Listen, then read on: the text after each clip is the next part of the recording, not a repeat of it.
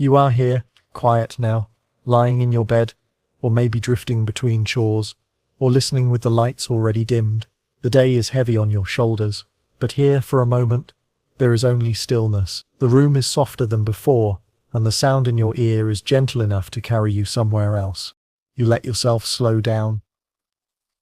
The world beyond your walls can wait, and tonight, we travel into the desert dusk, into the place where a river was once the heartbeat of all life, where stone rose into sky, and where gods and kings walked together in the imagination of humankind. This is Egypt, not just the Egypt of pyramids and gold masks, but the Egypt of water, of silence, and of eternity carved into sand. You don't have to listen all the way through. You don't need to remember every word. You can rest, or wander, or slip into dreams. History waits. Egypt waits. It has been waiting for thousands of years, and it will wait for you too. But before you drift, question: what does it mean for a people to place their trust in a river year after year, generation after generation, trusting water to write the script of their lives? And if the thought makes you smile, yes, you could say this is history's longest water bill. If quiet history like this helps you rest or wander, consider subscribing. It lets this small corner of calm keep growing. And if you're still awake, share your time and place below. I'd love to know who's listening tonight. Now take a breath and follow the flow of the Nile. The world around you is darkness and water. The river moves, silent but immense, like the slow breathing of the earth. You stand on its banks in the dimness before dawn, and the air smells of wet soil and growing things. Somewhere far to the south, in distant mountains and rains you will never see, this river gathers itself, pouring down through valleys and deserts, until it arrives here, where people have learned to live by its moods. The Nile is not just a river. It is the calendar, the harvest, the promise of tomorrow. Each year it swells, and each year it retreats, leaving behind silt, dark, rich earth, pressed into cracks of desert that would otherwise stay barren. When the waters rise, people rejoice. When they fail, people suffer. And so you feel how fragile life is, balanced on the rhythm of water. The villagers around you are waiting too. They watch the line where river meets land, measuring the flood with simple tools, marking the stones. Children run barefoot on the damp mud, their laughter carrying into the mist. Men and women tie bundles of reeds, repair their fishing nets, and press seeds into the softened earth. They know that this cycle is both gift and command. You must be ready, always when the river gives. You walk among them. You see huts made from mud brick, walls still damp from the night's dew. Smoke drifts from fires, carrying the smell of barley bread, baking in clay ovens. Goats bleat, donkeys shift in the dust. Chickens scatter at your steps. Life here is small, ordinary, and yet it is the seed of something that will become extraordinary. The elders tell stories of how long this has been so. They say their grandfathers and grandmothers lived by the same river, planting the same fields. They say it has always been this way, and always will. In the evenings, by the fire, they speak of spirits in the water, of gods who bless or withhold the flood. And though you smile at the tales, you also sense the truth beneath them. Life depends on harmony, on respect, on balance with the forces you cannot control. As you walk farther, the river widens. Its surface is dark, almost black, reflecting only the faintest stars overhead. Along its edge, papyrus reeds stand tall, their stalks whispering in the breeze. Birds roost among them, lifting into the air at the sound of your steps. You notice boats too, slender, made from those same reeds tied along the shore, ready to carry fishers into the current or to ferry grain across. The Nile is not just water. It is a road. It binds the scattered villages together, carrying goods, stories, and songs from one bend to the next. A farmer in the south can send his harvest downstream, and a craftsman in the north can share his tools upriver. And so, slowly, these small settlements are no longer alone. They are linked, like beads on a string, by the flow of water. The flood brings more than crops, it brings time. When the waters rise, the fields vanish, and farmers turn to other labors, mending houses, carving stone, shaping clay pots. Children learn to swim, splashing in pools left behind as the river recedes. And when the water falls back, the soil is ready. Planting begins. The cycle continues, year after year, century after century. The Nile writes its rhythm into every life it touches. You pause to listen. The night air hums with insects, with the faint plash of fish, with the distant bark of dogs. You hear a child singing, simple, repetitive, almost like a prayer. The words ask the river to rise, to stay kind, to fill the fields. You realize this is no ordinary song. It is a kind of offering, a promise that gratitude will follow abundance. And then you see it. At the horizon, faint and pale, the first streak of dawn touches the sky. The world begins to change.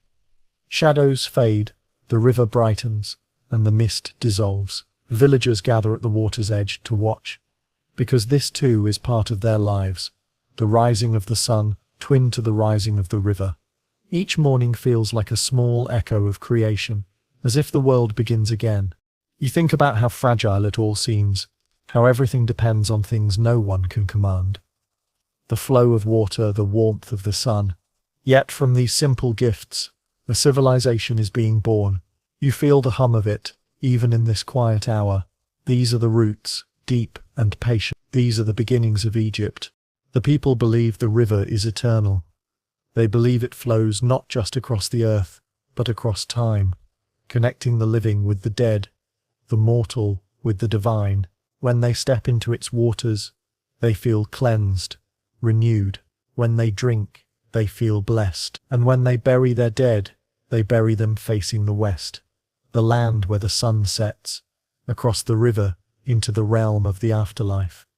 The Nile is the boundary, the pathway, the thread tying worlds together. You watch a funeral procession pass by, the mourners walking slowly along the banks. They carry baskets of bread, jars of beer, small offerings for the journey ahead.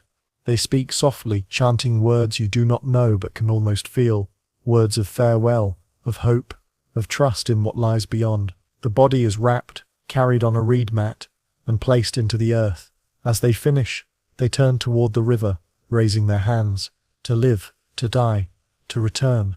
It all flows into the Nile. The day grows warmer. You follow a farmer out into the fields, where oxen drag wooden ploughs across damp soil. He pauses to wipe his brow, then laughs at the sight of you watching.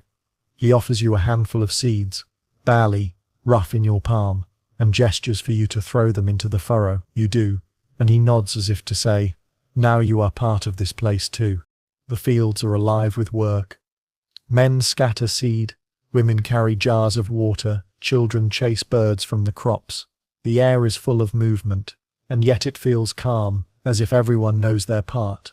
This is what life has always been, and what it will always be. It is not grand, it is not monumental, but it is the heartbeat beneath everything that will come.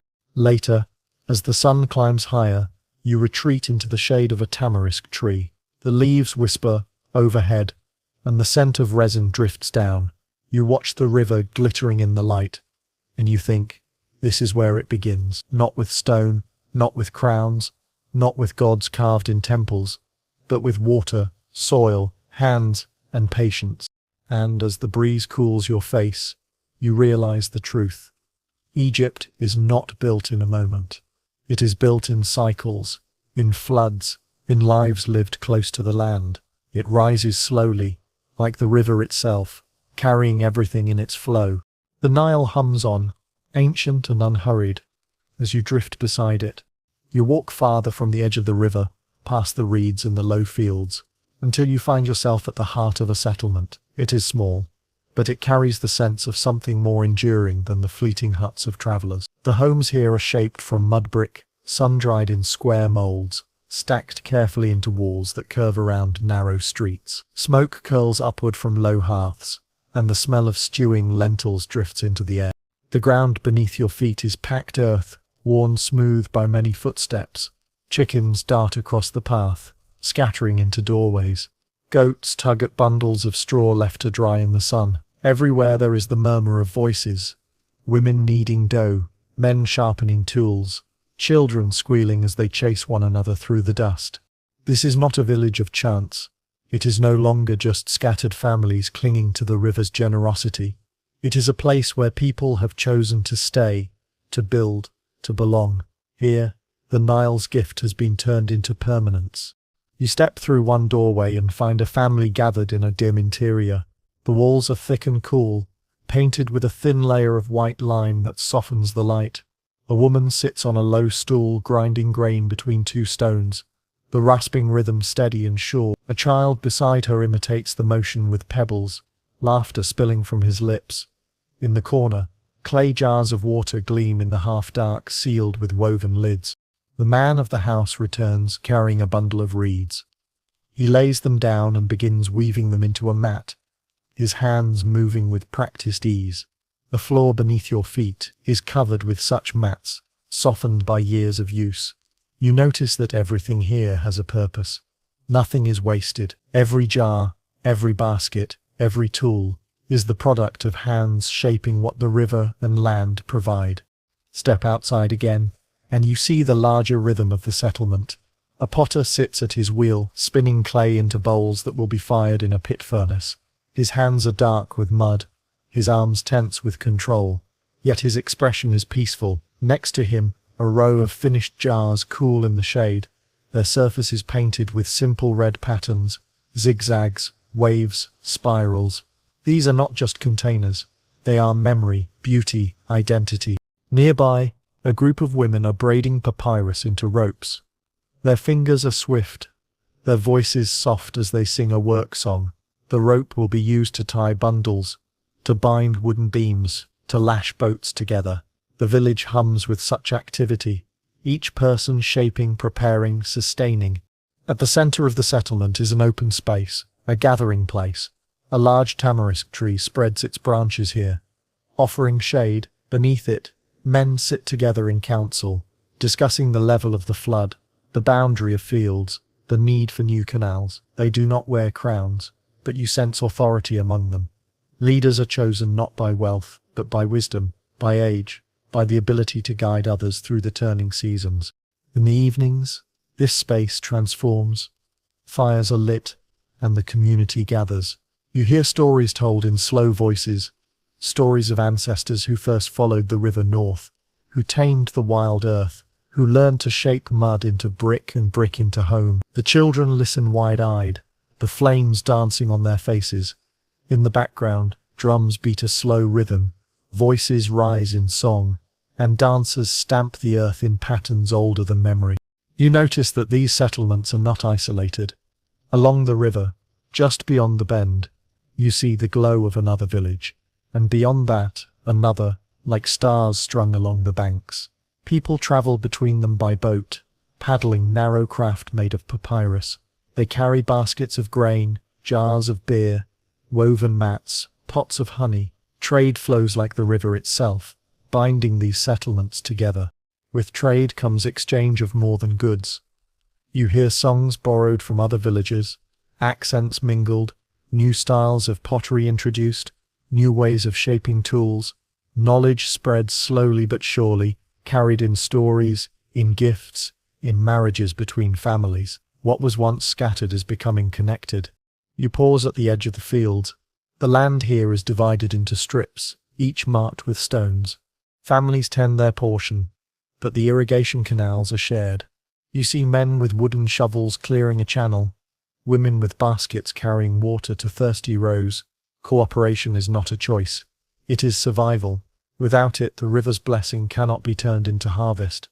And so you sense something growing in these early settlements. Beyond the mud brick and the tools, you sense the first threads of community woven into order. People are learning that they can achieve more together than apart, that strength lies not only in the river, but in one another. As night falls again, you walk through the narrow streets once more. Lamps of clay flicker with oil, casting warm light on walls.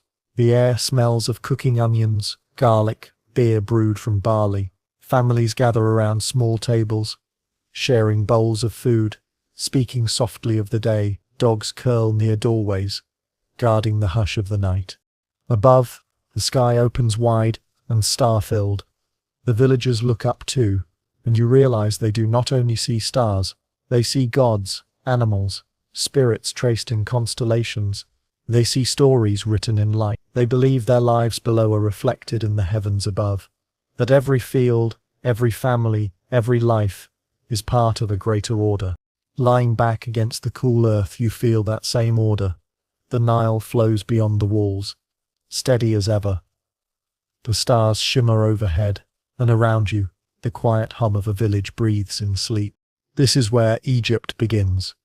Not in crowns, not in pyramids, but in places like this, where people settle, build, and belong, where the river's rhythm becomes the rhythm of life, where the seeds of civilization take root.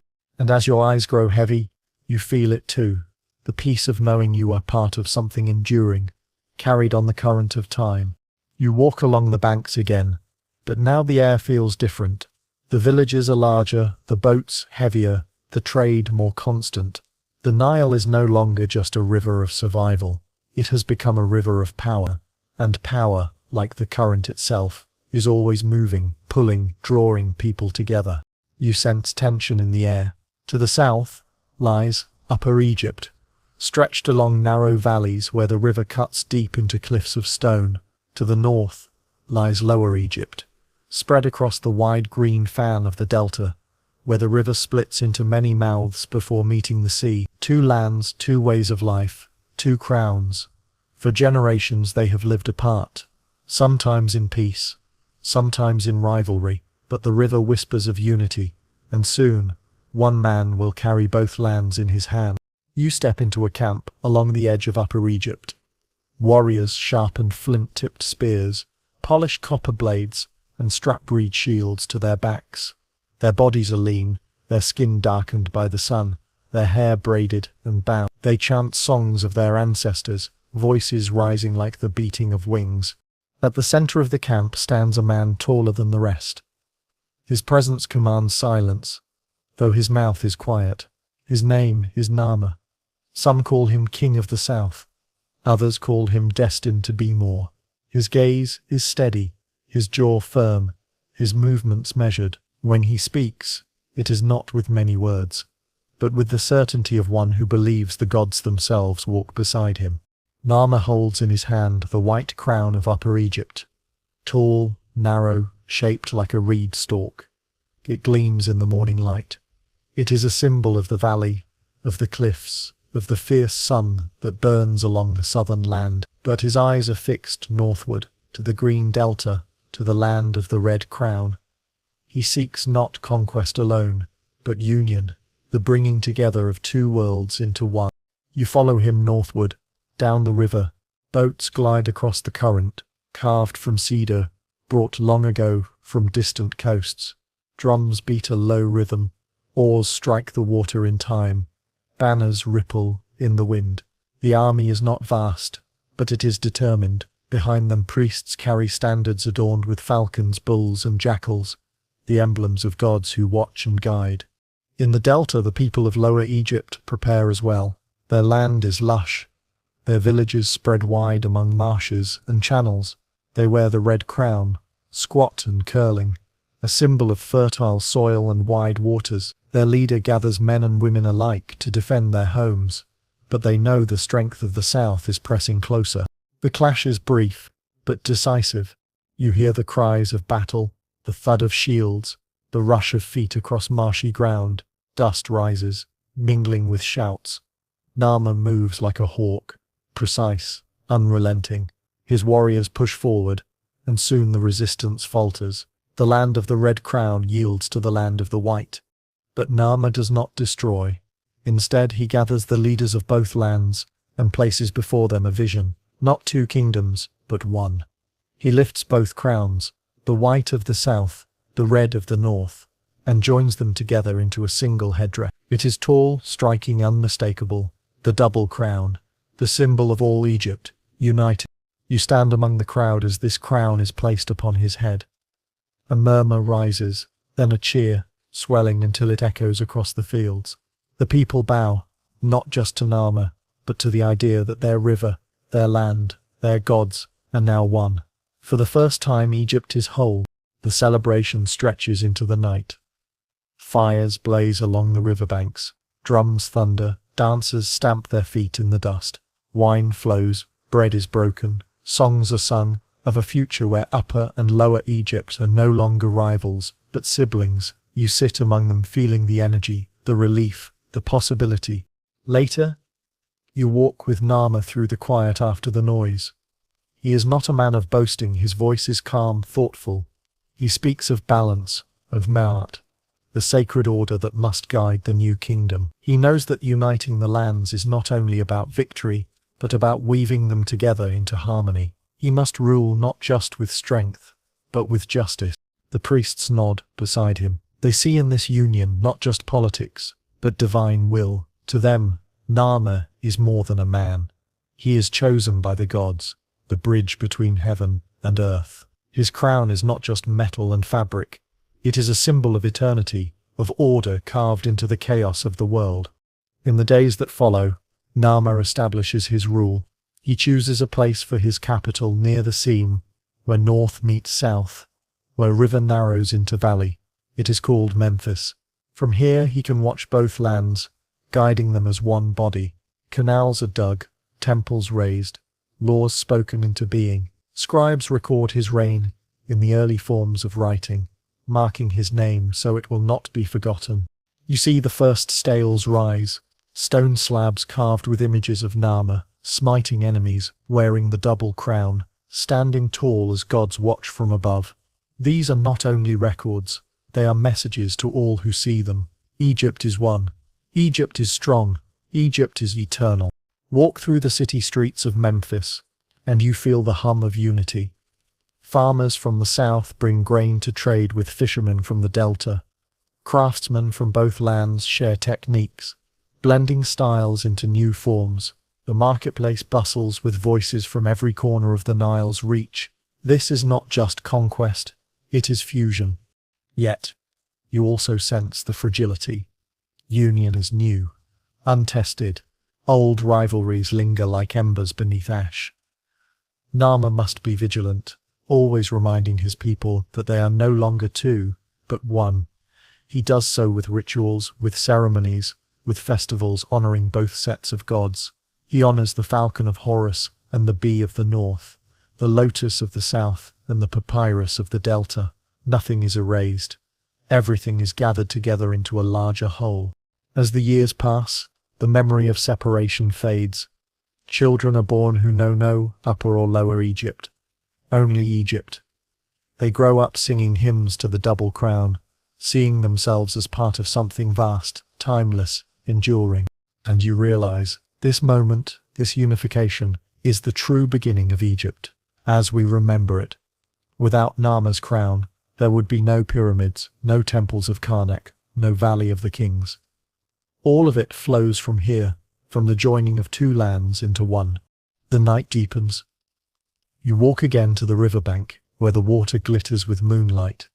Nama himself stands there, silent, gazing into the current. His hands rest on the hilt of his mace, but his eyes are distant, thoughtful. You wonder what he sees, the promise of future pharaohs, or the weight of holding a kingdom together. Perhaps both. The Nile flows on, carrying his reflection. And you feel it again, the truth that Egypt is the river, and the river is Egypt. Now, under one crown, it flows stronger than ever. You walk through the gates of Memphis again, but now your eyes are drawn to something quieter than markets or armies. Beyond the bustle of boats unloading grain, beyond the chatter of traders, you hear the sound of voices carried in a different rhythm. They are not shouting, nor bargaining, nor laughing. They are chanting. Slow, measured, steady. You follow the sound into a courtyard, where priests in white linen move in careful procession. Their heads are shaved smooth, their steps even. They carry small bowls of incense, letting curls of smoke drift upward. The scent is sharp and sweet, clinging to the air. They walk toward a low stone altar, where offerings of bread, beer, and flowers are placed. A hush falls over the crowd gathered around. The priests speak not of battle, nor of kings, but of something older, something larger. They speak of Ma'at. Ma'at is not a goddess alone, though she is pictured as one, tall, serene, wearing a feather upon her head. She is more than image. She is balance. She is truth. She is the order of the world, the way things must be, if life is to endure. You listen as the priests intone her name. They say Maat is the rising of the sun each morning, steady and dependable. She is the flooding of the Nile each year, measured and generous. She is the turning of the stars across the night sky, tracing patterns that never falter. She is justice in the courts, honesty in the markets, kindness in the home. She is breath itself. Without Maat, there is only chaos. You close your eyes, and you feel the shape of it. Maat is not thunder or command. She is quiet, steady, invisible, yet everywhere. Like the pulse of your own heart, she sustains without being seen. In this newly united Egypt, Maat becomes the thread that ties everything together. Two lands have been joined, and now their people must learn to live as one. It is not enough for Nama to conquer. He must embody Maat, show that his reign is not built on force alone, but on harmony. He becomes not just a ruler but a guardian of balance. Walk with him into a temple hall, where the air is dim and cool.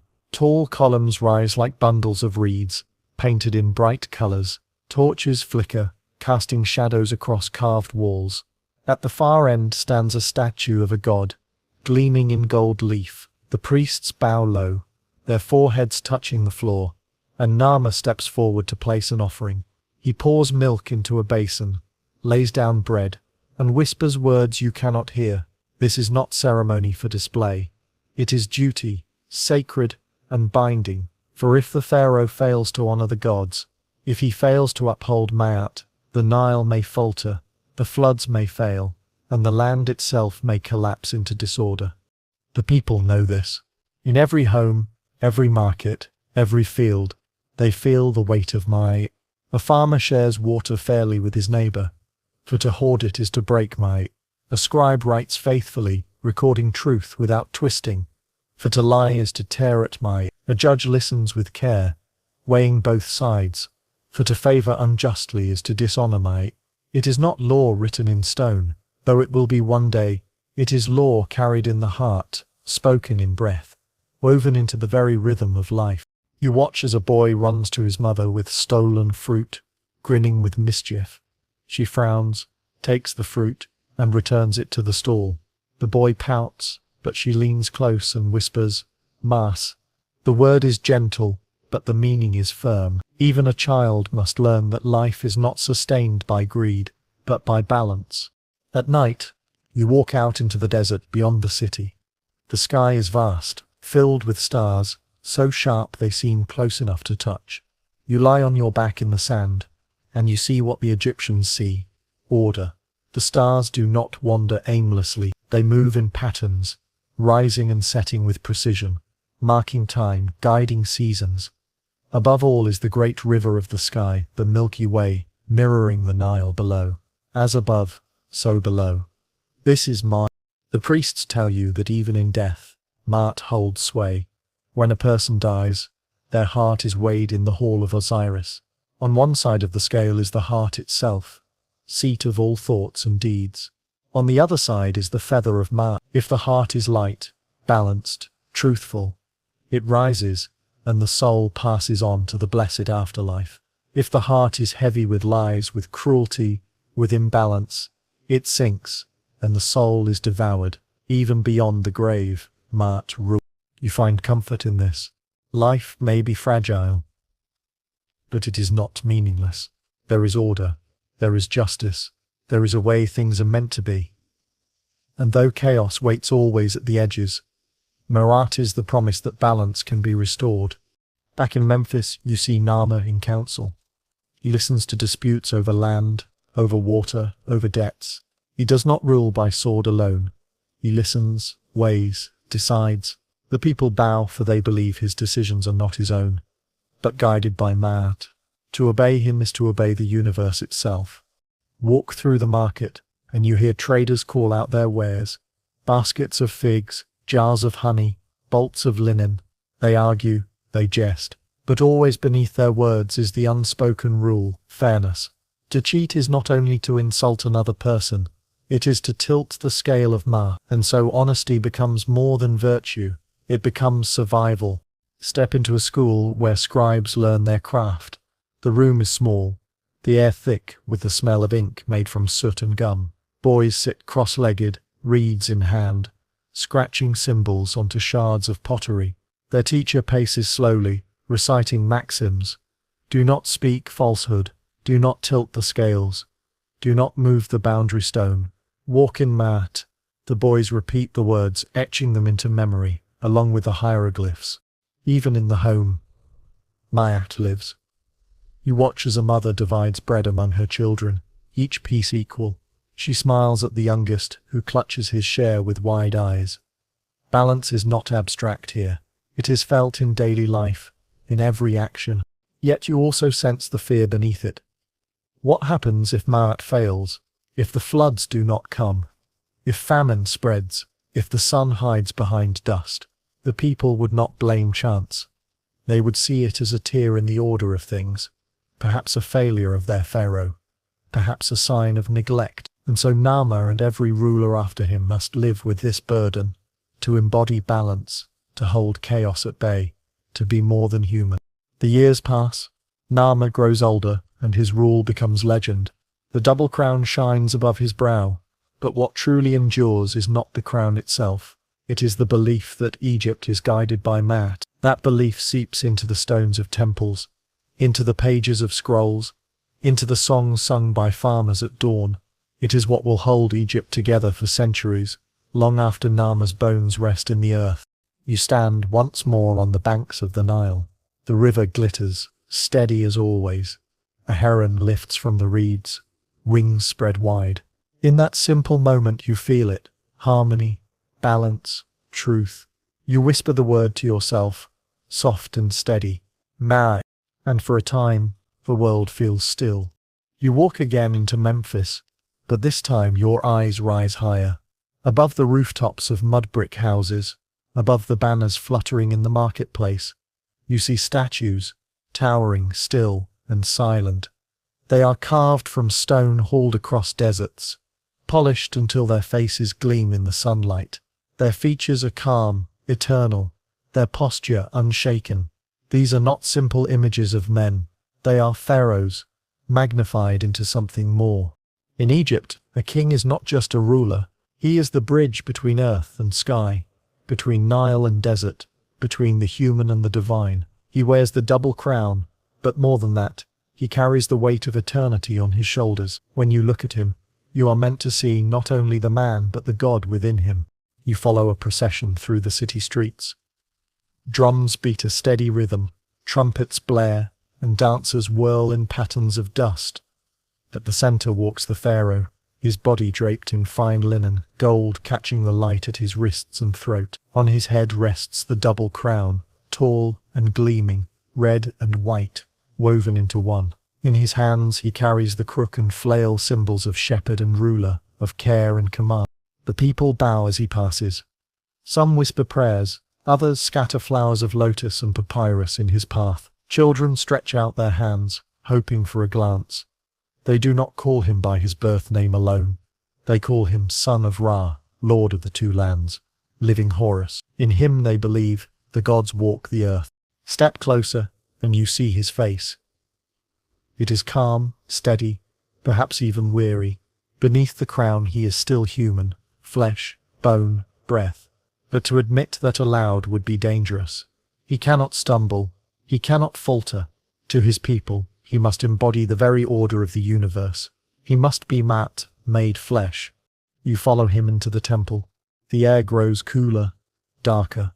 The columns rise like trees in a stone forest, painted in blue and green, carved with scenes of gods handing power to Pharaoh. At the far end of the hall stands a shrine, hidden behind curtains, where a golden statue of Ra or Horus or Osiris waits.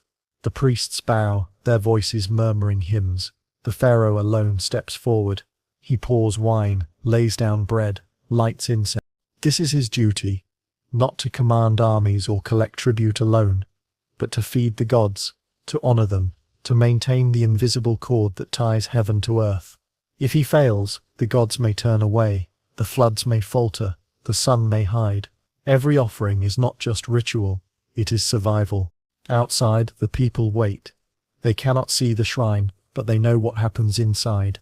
They trust that their Pharaoh has spoken for them, carried their voices upward, asked for blessing in their stead. When the doors open and the incense drifts out, a cheer rises. It is done. The bridge holds. Walk now to the palace, and you will see another side of this divinity. Courtiers bow as the Pharaoh enters. Scribes rush to record his words. Messengers kneel with reports from distant lands. He listens, nods, commands with a single gesture. His word is law, because his word is believed to echo the gods themselves. When he speaks, it is not merely a man's voice, it is eternity deciding.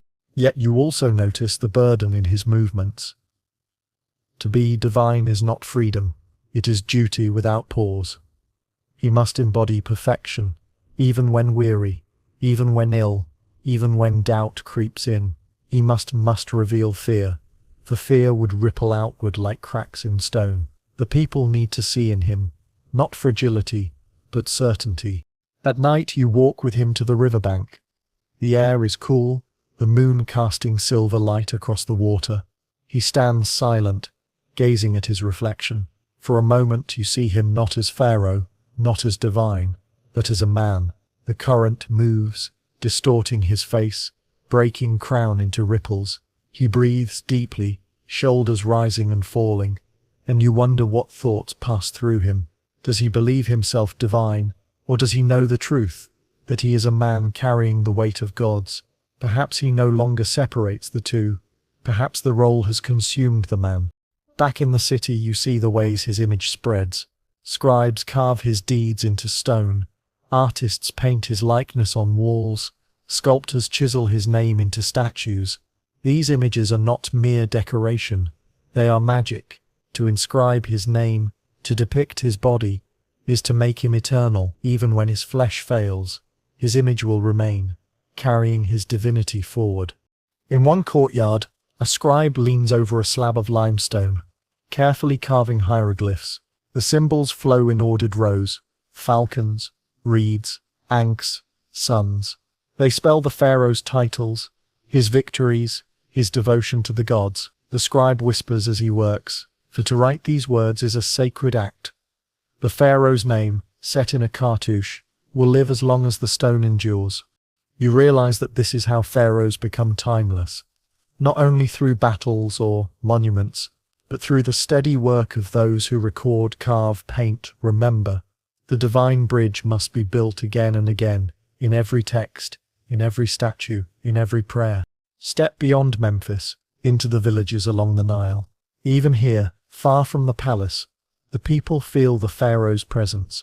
They carve his image into amulets, wear his name on clay seals, sing his titles during festivals. To them he is not distant. He is everywhere. He is the reason the sun rises, the river floods, the crops grow. He is both father and God, shepherd and king. And yet, beneath it all, life continues in its ordinary rhythm. Farmers still sow barley, fishermen still cast nets, children still laugh in the dust. The pharaoh's divinity hovers above, like the sun, always present, yet rarely touched. It is both comforting and mysterious. You pause to think, what does it mean for a society to build itself around one man, and yet to believe that man is more than human? Is it belief that sustains him? Or is it the need for order, the longing for certainty in a world of shifting sands? Perhaps both. Perhaps the pharaoh is not chosen by the gods alone, but created by the people themselves, shaped by their need for balance, for mart, for something to stand between them and chaos. The years move forward. The pharaoh ages, but his image remains youthful on the walls. When he dies, the priests do not say he has gone. They say he has joined the gods, that his spirit has become eternal, that his son now wears the double crown and continues the line unbroken. Death does not end the bridge. It renews it. The divine chain stretches across generations unbroken, eternal as the Nile. And so you walk away from the palace, from the temple, from the statues rising tall in the sun. You walk back to the river, steady and dark, flowing as it always has. The pharaoh may change, names may change, crowns may pass from head to head, But the river remains, the people remain, the belief remains, the bridge stands. And as you breathe in the night air you feel it too, the strange comfort of a world where the divine walks in human form, where eternity is carried in flesh and bone, where the line between man and God is blurred until it disappears. The Pharaoh is not only king, he is the dream of order made visible. He is the bridge you now stand upon. The desert stretches before you, wide and endless. Sand drifts in slow waves, the wind hissing across the surface like breath through dry reeds. The sky above is vast, pale, and merciless, the sun pressing down with heat that seems eternal. And there on the horizon you see them, shapes not of nature, but of human will, triangles rising from the earth, immense and improbable, their edges sharp against the sky, the pyramid. You walk closer, and the size overwhelms you. Each stone is taller than a man, heavier than a dozen oxen. They are stacked, tier upon tier, reaching toward heaven. The air hums with the sound of labor, thousands of voices, thousands of hands. Men pull ropes, groaning as they drag blocks across wooden sledges. Others push, their feet digging into the sand. Overseers shout instructions, their voices carried by the wind. The rhythm of work echoes like a heartbeat across the desert. These are not slaves, as some might whisper in distant lands. Most are farmers, their fields flooded and idle during the season when the Nile covers the earth. They come here fed by the Pharaoh's granaries, housed in long rows of mud brick barracks. They labor not only for wages of bread and beer, but for honor, for to build for the Pharaoh is to build for eternity. To carve stone is to carve one's name into the afterlife, unseen, but last. You follow a procession of workers hauling a block from the quarry. The block glistens pale in the sun, newly cut from bedrock. Wooden rollers creak beneath its weight, ropes groan, bodies strain, sweat runs down backs, dust clings to hair. A song rises from their throats, not light, but steady, a chant to keep time with their steps. The words call upon the gods for strength, upon the Pharaoh for blessing. With each verse, the block inches forward. Beside the workers, you see artisans.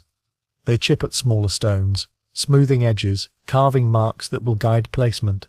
Their tools are simple, copper chisels, dolerite pounders, wooden mallets, but their hands are skilled. They know how to split rock along its grain, how to polish surfaces until they gleam.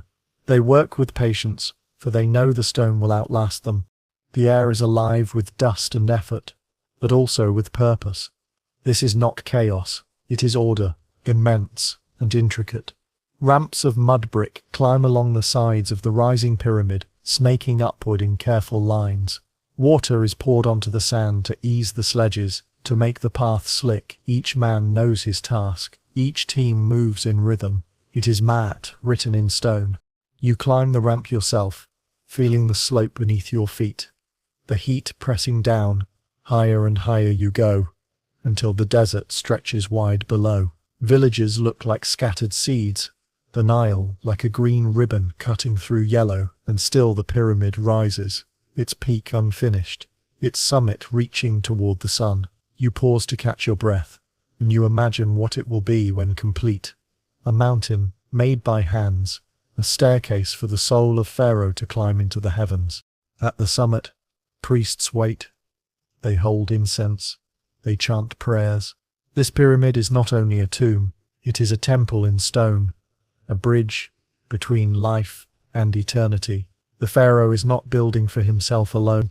He is building for all Egypt, for the promise that their ruler is eternal, that order will not end with death.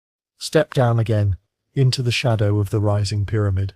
The workers rest at midday, sitting in groups beneath makeshift shelters. They drink from jars of beer, eat bread baked in clay ovens, chew onions for strength.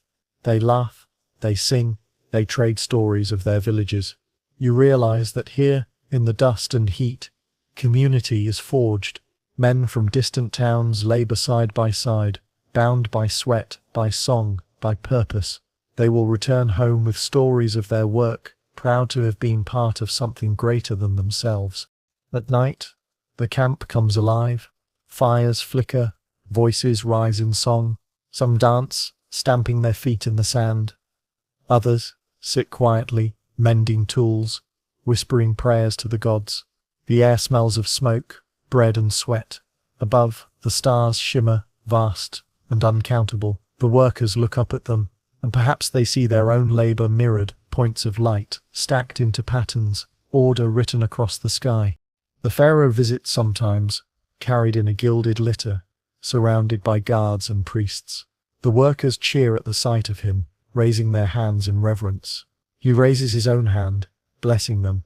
His presence is both inspiration and command. They believe they are building not just for a man, but for a god, for the eternal bridge between earth and sky.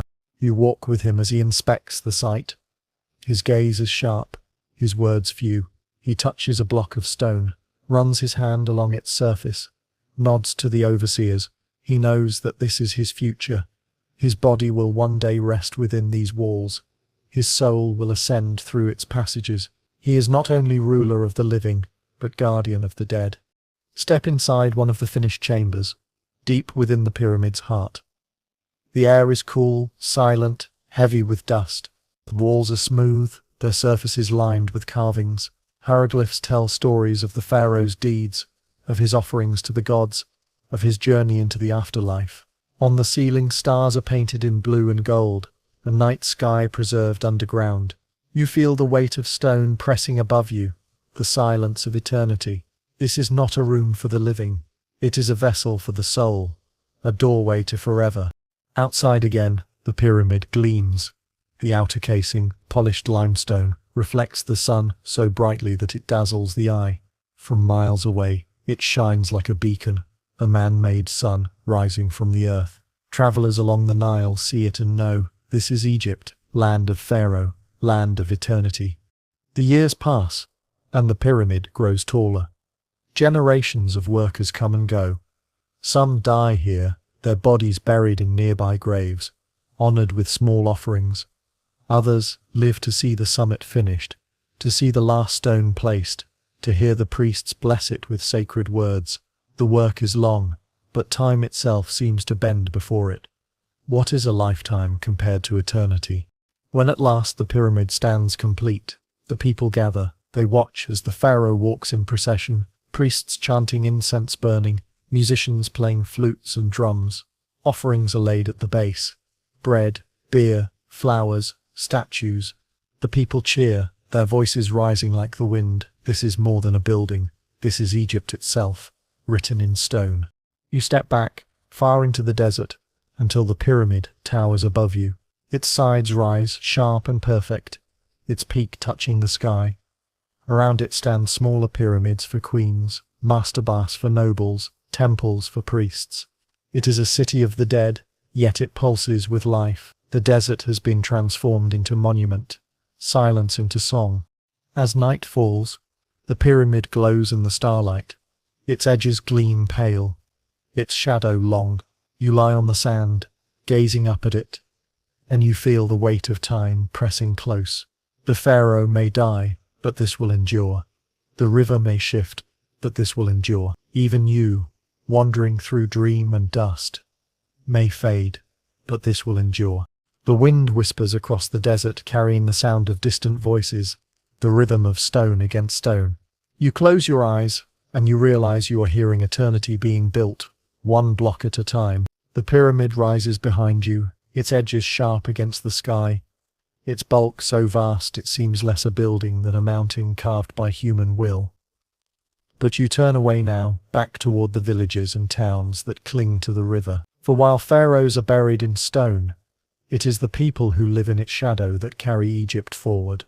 You walk through narrow streets of mud brick houses, their walls sloping inward, their roofs flat. The walls are cool to the touch, painted sometimes with lime wash that brightens in the sun. Wooden doors creak, woven reed mats hang in windows, smoke drifts from clay ovens built into walls. The smell of bread fills the air, thick loaves of barley, baked with yeast, flavored with honey when it can be spared. A woman kneels at her grinding stone, hands steady as she works a smaller stone back and forth. The rasping sound is endless, grain turning into flour, flour into dough. Beside her, a child gathers the dust of the flour into little piles, playing with it as though it were sand. Another child carries water in a clay jar, careful not to spill. Their dog sprawls in the shade, tail flicking at flies. Step inside one of these houses.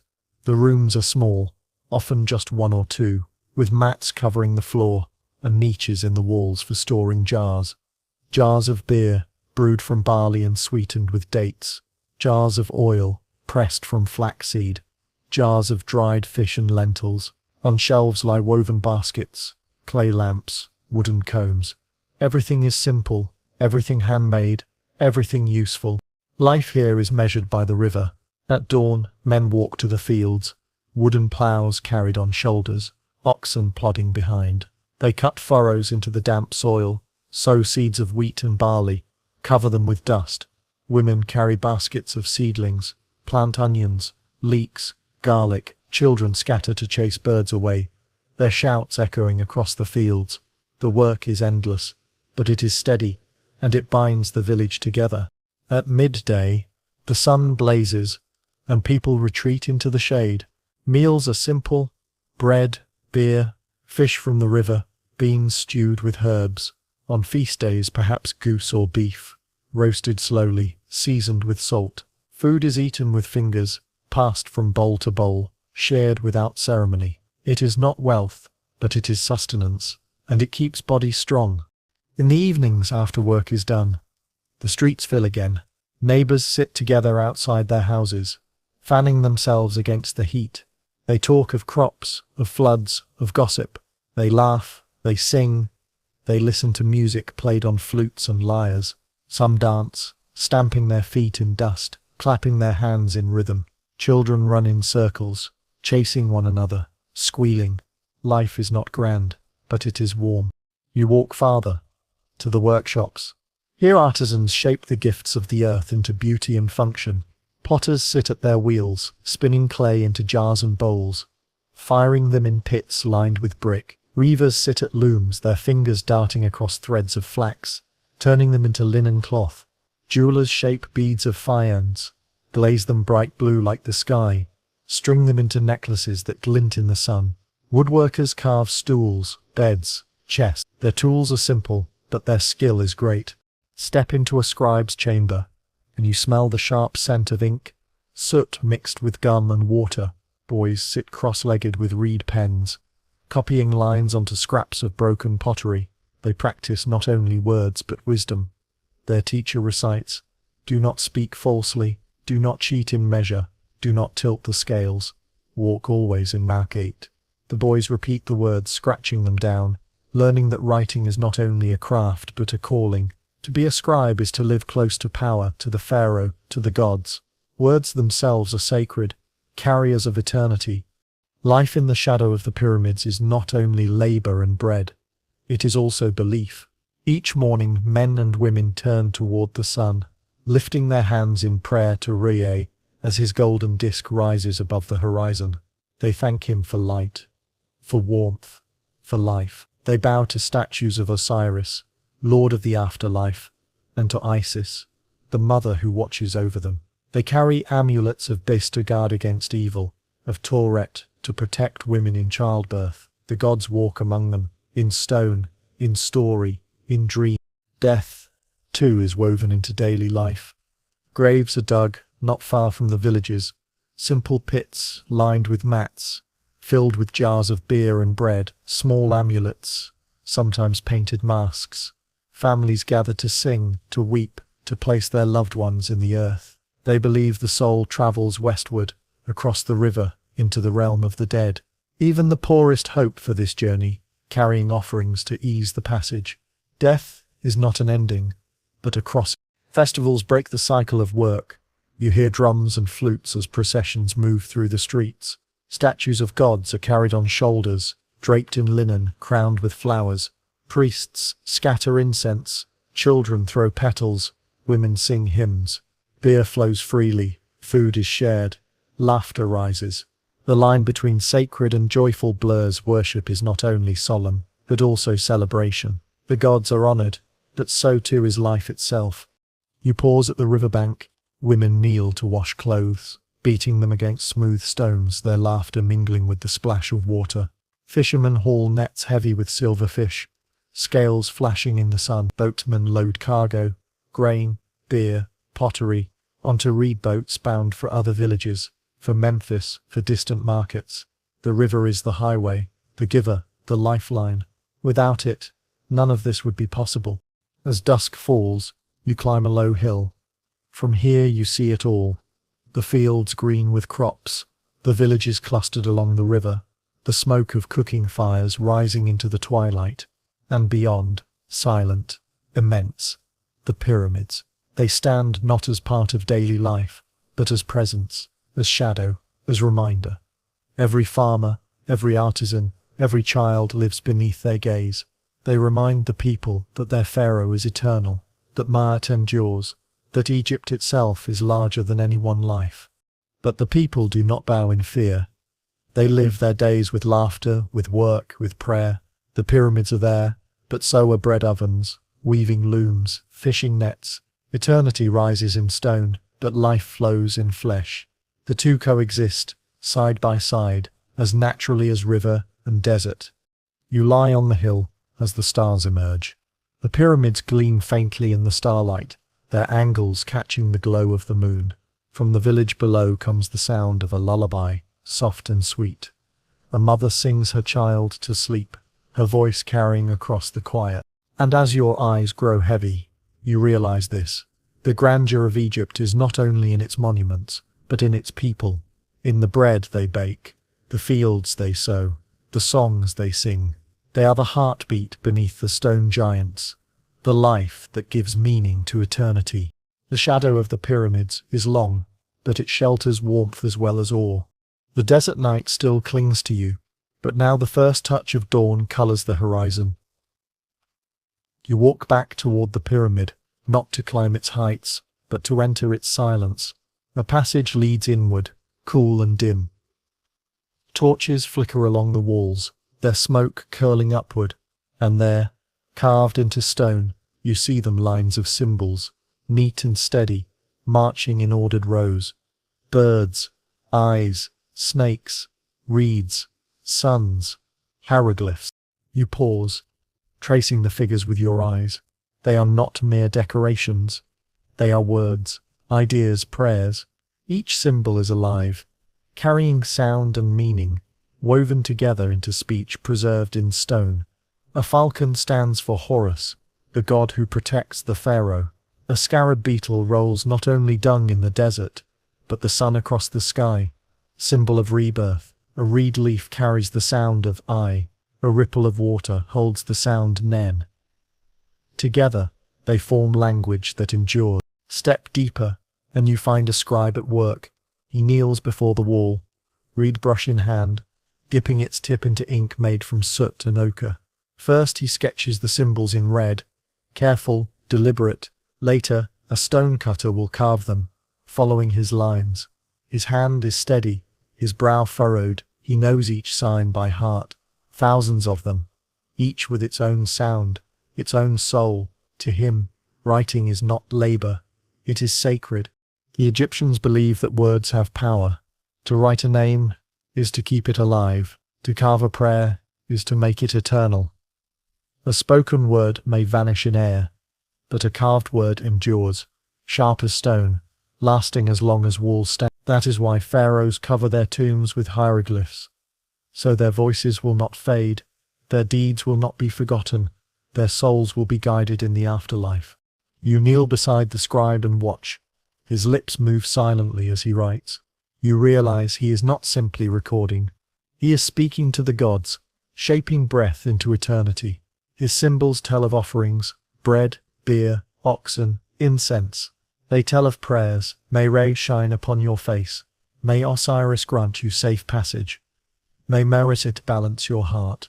Each line is both story and spell, guiding the soul through darkness.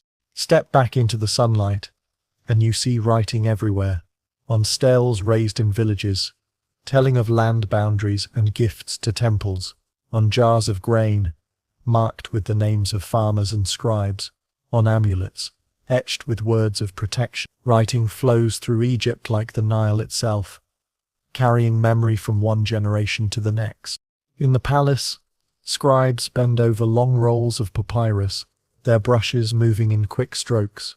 They record harvests, how much grain was gathered, how many jars stored. They note taxes, debts, offerings. They copy hymns and wisdom texts, stories of gods and kings. Their hands are stained black with ink, their eyes weary, but their work is honored. To write is to serve not only Pharaoh but Mahit, the order of the world. You hear a teacher instruct his pupils. He speaks in maxims, wise and sharp. The scribe's work is greater than the farmer's. The farmer bends his back, the scribe bends only his hand. The farmer's body grows old, the scribe's words remain young. The boys grin, dreaming of futures where their words are carried into eternity. But hieroglyphs are not only for the learned, they are woven into the lives of all. In a village, you see a small shrine painted with bright signs. A child points at the symbol of a lotus, laughing, calling out its name. To him, it is not abstract. It is flower, beauty, hope. Even those who cannot read the whole script still recognize the signs, still feel their power. At a temple, priests recite hymns as they point to carvings on the wall. Each sign glimmers in torchlight. Each god stands immortal in lines of text. The people bow, listening, repeating the words. They may not know every symbol, but they know the rhythm, the meaning, the faith carried in sound. Writing is not silent, it is alive, sung, spoken, breathed. Travel along the Nile, and you see writing carved into cliffs, painted on tomb walls, inked onto fragments of pottery. It marks victories in battle, treaties with neighbors, dedications to gods. It marks lives beloved of his mother, loyal to his master, truthful before men. Even the humble leave behind words, scratched into potsherds, hoping their names will not vanish. At night you sit by the fire with a group of scribes. They tell stories of Thoth, the god who gave writing to mankind. They say he measured the heavens, counted the stars, and brought knowledge to Egypt. They laugh that he must have had ink-stained fingers, just like them, yet their laughter is gentle, reverent, for they know their craft is divine. One scribe leans closer, whispering. A man dies, his body buried, his bones forgotten, but his name written in stone lives on. To speak a name is to bring the soul back to life. That is why we write. That is why we carve. We keep the dead alive. You think of the pharaohs, their tombs covered in lines of signs. You think of the villagers, their names painted on jars. You think of children learning to draw birds and suns in dust. And you realize this is how Egypt remembers. This is how it survives. As the moon rises, you walk back to the pyramid. Its walls gleam faintly, edges sharp against the night. Inside, the hieroglyphs wait in silence, their signs unblinking. They will wait for centuries, for millennia, long after those who carved them are dust. They will wait for you, for anyone who can read their shapes, who can hear their voices again. You touch the wall lightly, tracing the curve of a bird, the line of a wave, and you feel it, the weight of words, the power of symbols. They are not silent. They whisper, they call, they endure. In the stillness you understand why they call hieroglyphs the words of the gods. They are not just carved in stone, they are carved into time. The night above Egypt is endless, scattered with stars that glimmer like beads on a string. You lie back on the sand, gazing upward, and you realize that the sky itself is alive with stories. To the Egyptians, it is not empty space. It is the body of Nut, the sky goddess, stretched across the heavens, her fingers and toes touching the earth. She swallows the sun each night, and gives birth to it each morning. To watch the sunrise is to see creation repeat itself, day after day.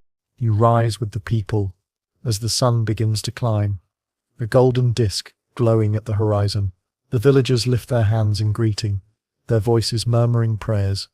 Hail Ra, Lord of the rising sun, giver of life, traveller of the sky. The warmth touches their faces, and they bow their heads. To them, this is not only light, it is a god appearing before their eyes, the eternal fire that sustains the world. Ray's journey is endless. Each day he sails across the sky in a golden boat, his rays stretching like spears over the land. Each night he descends into the underworld, facing serpents and shadows, before rising again renewed. The people believe that when the pharaoh dies, his soul joins Race on this boat, rowing with the gods across the sky. To live is to prepare for that journey, to die is to take it. But Ra is not alone. Look to the falcon that circles high above. Its wings slice the air, its eyes sharp. That falcon is Horus, the sky god, son of Osiris and Isis, protector of the pharaoh. His eyes are the sun and the moon, watching the world without rest. Every pharaoh wears his image on the brow, a falcon spreading wings, a symbol that the living ruler is Horus made flesh. You walk into a temple where his statue stands, carved of black stone, polished until it gleams. Offerings of bread and flowers lie at his feet. Incense curls upward. A priest bows low, whispering, "Horus, great falcon, guard us. Watch over the pharaoh, guide his hand, strike down his enemies." The people kneel, trusting that through Horus their land is protected. And yet, beneath Horus's wings lies a story, older and darker. You hear it whispered around fires at night. Osiris, god of life and fertility, once ruled Egypt with wisdom and kindness. But his brother, Set, burned with envy. One night, Set tricked him, sealed him in a coffin, and cast him into the Nile. Osiris drowned, his body broken, scattered across the land. But Isis, his wife, searched tirelessly. She gathered the pieces, stitched them with love, and breathed life back into him. Osiris rose again, not in the land of the living, but as lord of the dead, ruler of the underworld. From then on, every soul that dies goes to Osiris's hall, to have its heart weighed against the feather of Mart. If light, the soul joins Osiris in eternal fields of green. If heavy, it is devoured by Amit, the eater of hearts. You close your eyes and imagine it. The hall is vast, lined with columns, filled with the smell of incense and the rustle of linen. At the far end sits Osiris, skin green like the fertile Nile, wearing the white crown of Upper Egypt. In his hands he holds the crook and flail, symbols of kingship. Beside him stands Isis, her wings outstretched, her eyes full of mercy. Before him lies the scale, shining in torchlight. On one side rests the feather of Mamat, on the other, a human heart. You feel the silence, the waiting. If the heart balances, the soul is led away to paradise, a place where fields are always fertile, where waters always flow, where the sun never burns too harshly. But if the heart is heavy, if it tips the scale, a monstrous creature waits. Ammit, part crocodile, part lion, part hippopotamus. She snaps her jaws, and the soul vanishes forever. This belief shapes every life. Farmers, scribes, craftsmen, all live with the knowledge that one day their hearts will be weighed, so they live with care. They share water, they honor the gods. They speak truth, not out of fear alone, but out of hope, that their names will endure, that their souls will join Osiris in the fields beyond death. You walk through the villages, and you see these gods everywhere, carved into amulets worn around necks, painted on walls in bright colors, told in stories by elders to wide-eyed children. The gods are not distant, they are part of life itself. Isis, especially, is beloved. Women whisper prayers to her during childbirth, asking for her protection. Farmers pray to her for fertile fields, for steady rains. Her image, crowned with a throne, wings spread wide, appears on countless shrines. She is mother, protector, healer. Her love for Osiris, her devotion to her son Horus, makes her a symbol of loyalty that resonates with every family. Then there is Anubis, jackal-headed, guardian of tombs.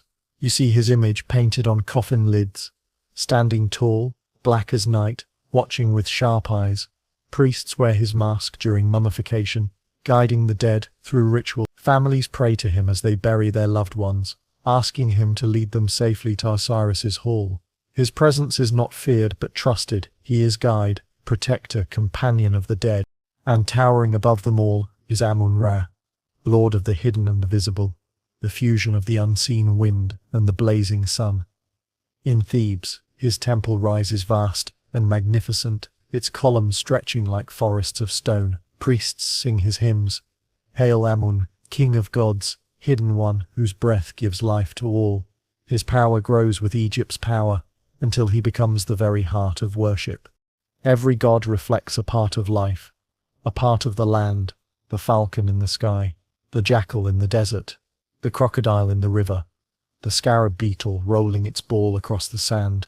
To the Egyptians, the world itself is divine. Every creature, every movement, every sound carries the presence of gods. As the sun sets, you walk into a festival. The people gather in the streets carrying statues of their gods on shoulders. The statues gleam in torchlight, draped in linen, crowned with flowers. Incense fills the air, drums pound, flutes sing, women dance, men clap, children run with laughter. This is worship, but it is also joy. To honor the gods is to celebrate life itself, to thank them with song, with food, with laughter. You stand among them, swept into the rhythm. The statues pass, and you bow your head. You feel the weight of thousands of years of belief pressing close.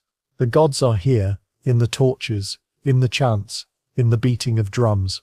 You are not outside of them. You are inside their world. As the night deepens, the festival fades. Families return to their homes, priests carry statues back into temples, torches burn low, but the gods remain. They remain in stars overhead, in the sound of the river, in the silence of the desert. They remain in hearts, in prayers whispered before sleep. You lie down in the sand once more, the pyramids behind you, the sky above you.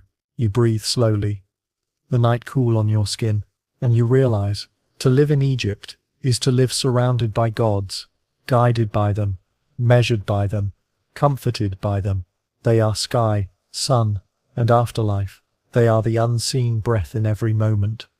The Nile hums in the distance. A falcon cries overhead, and you drift into the stillness, carried by gods, into dream. The sun is climbing again, and the desert is already warm when you approach the temple. At first it looks like a fortress, its walls massive and plain, rising from the earth like cliffs. But as you come closer, the carvings reveal themselves, lines of gods and kings, falcons and lotuses, hieroglyphs etched deep into stone. The gateway towers above, two great pylons narrowing toward the sky, their surfaces painted once in bright colors, now faded by centuries of light. You step between them, into shadow. The air shifts. The heat of the desert falls away, replaced by coolness, by silence. You are inside a temple, the house of the gods. The courtyard is wide, open to the sky. Columns line its edges, thick and fluted, their capitals carved as papyrus buds and lotus flowers. Priests move in white linen, their heads shaved smooth, their feet bare against the stone. They carry trays of offerings, bread, beer, fruit, cuts of meat, jars of milk, flowers gathered at dawn. Their movements are measured, their voices steady, their eyes lowered. This place is not for ordinary people. They may gather outside, bringing gifts, singing hymns, waiting in the sun, but only priests and Pharaoh may pass through the inner gates, where the gods dwell. The people hand their offerings to priests, trusting them to carry their prayers inward. In return, blessings flow outward, unseen but felt. The sun rises, the river floods, the crops grow. You walk deeper. The sound of the outer world fades. Each chamber grows darker, narrower. Torches flicker on walls, carved with images of gods receiving gifts. Pharaohs making offerings, battles won, order preserved. The smell of incense is thick, sweet, and bitter at once. The floor beneath your feet is cool, smooth, worn by countless steps. At last, you reach the innermost sanctuary. It is small, silent, hidden from the world. Here stands the shrine, a wooden naos gilded, its doors closed. Inside, unseen, rests the statue of the god. It is not large, perhaps only a few feet tall, but it is everything. To the priests, this statue is not symbol, it is presence. The god lives here. A priest approaches with reverence. He bows low, his forehead touching the floor. He rises, washes his hands, anoints his head with oil. He opens the shrine doors slowly. Inside, the figure gleams faintly, painted, gilded, dressed in linen. The priest lifts a brush of feathers, sweeping away dust. He offers food, pouring milk, placing bread, lighting incense. He whispers prayers, soft and steady. Then he closes the doors again, sealing the god within. This ritual happens every day, every morning, every evening. The god must be fed, bathed, honored. Without it, the balance of the world might falter. For the Egyptians, the temple is not a place to gather. It is a home for the divine, a place where gods dwell on earth. Step outside again, into the hypostyle hall. The columns are so tall they seem like trees in a stone forest, their tops spreading like blossoms. Light filters down in shafts, dust dancing in the beams. The silence here is deep, broken only by the echo of your steps. You feel small, almost weightless. Perhaps that is the point. To stand here is to feel the scale of eternity, the vastness of gods compared to the fragility of man. Beyond the hall lies the sacred lake. Its waters are still, reflecting the sky.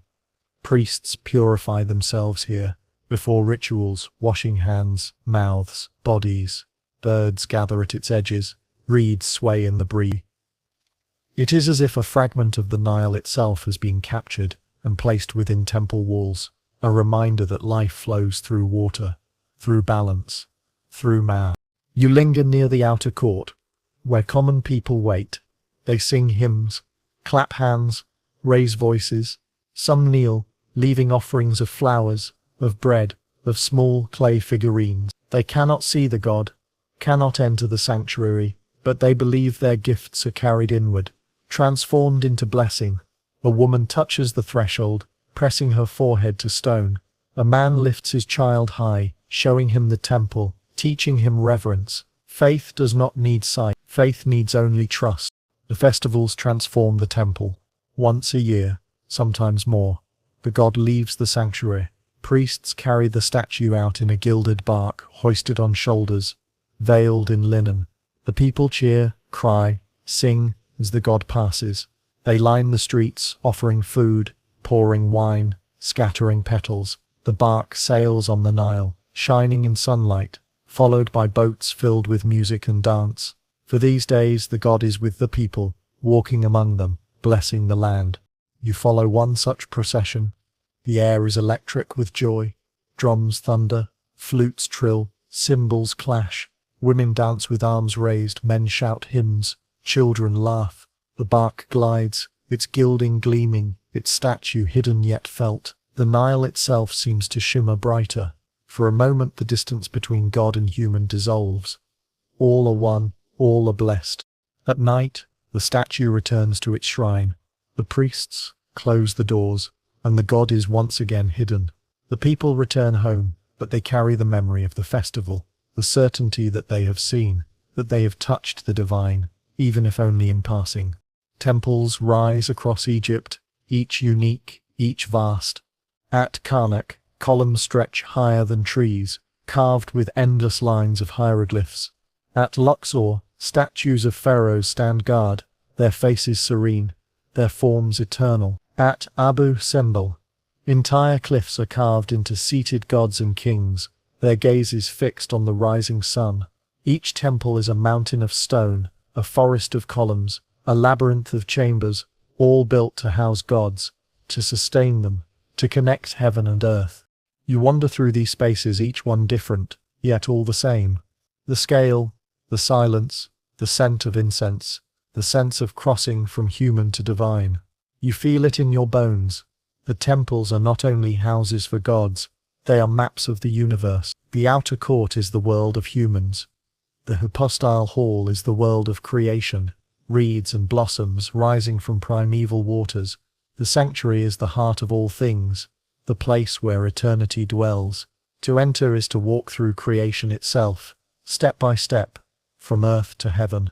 As you stand in the sanctuary again, torches flickering, incense heavy, you realize how fragile and yet how enduring this balance is. Every day, the priests must feed the god, wash him, clothe him. Every day, the rituals must be performed. Without them, the world might crumble. Eternity depends not only on stone, but on hands, voices, breath. Outside, the desert stretches wide. The pyramids rise silent. The Nile flows steady. But within the temples, you feel the true heartbeat of Egypt. Not stone alone, but devotion. Not walls alone, but faith. The gods dwell here. And through them, Egypt endures. The desert is quiet, but the silence carries weight.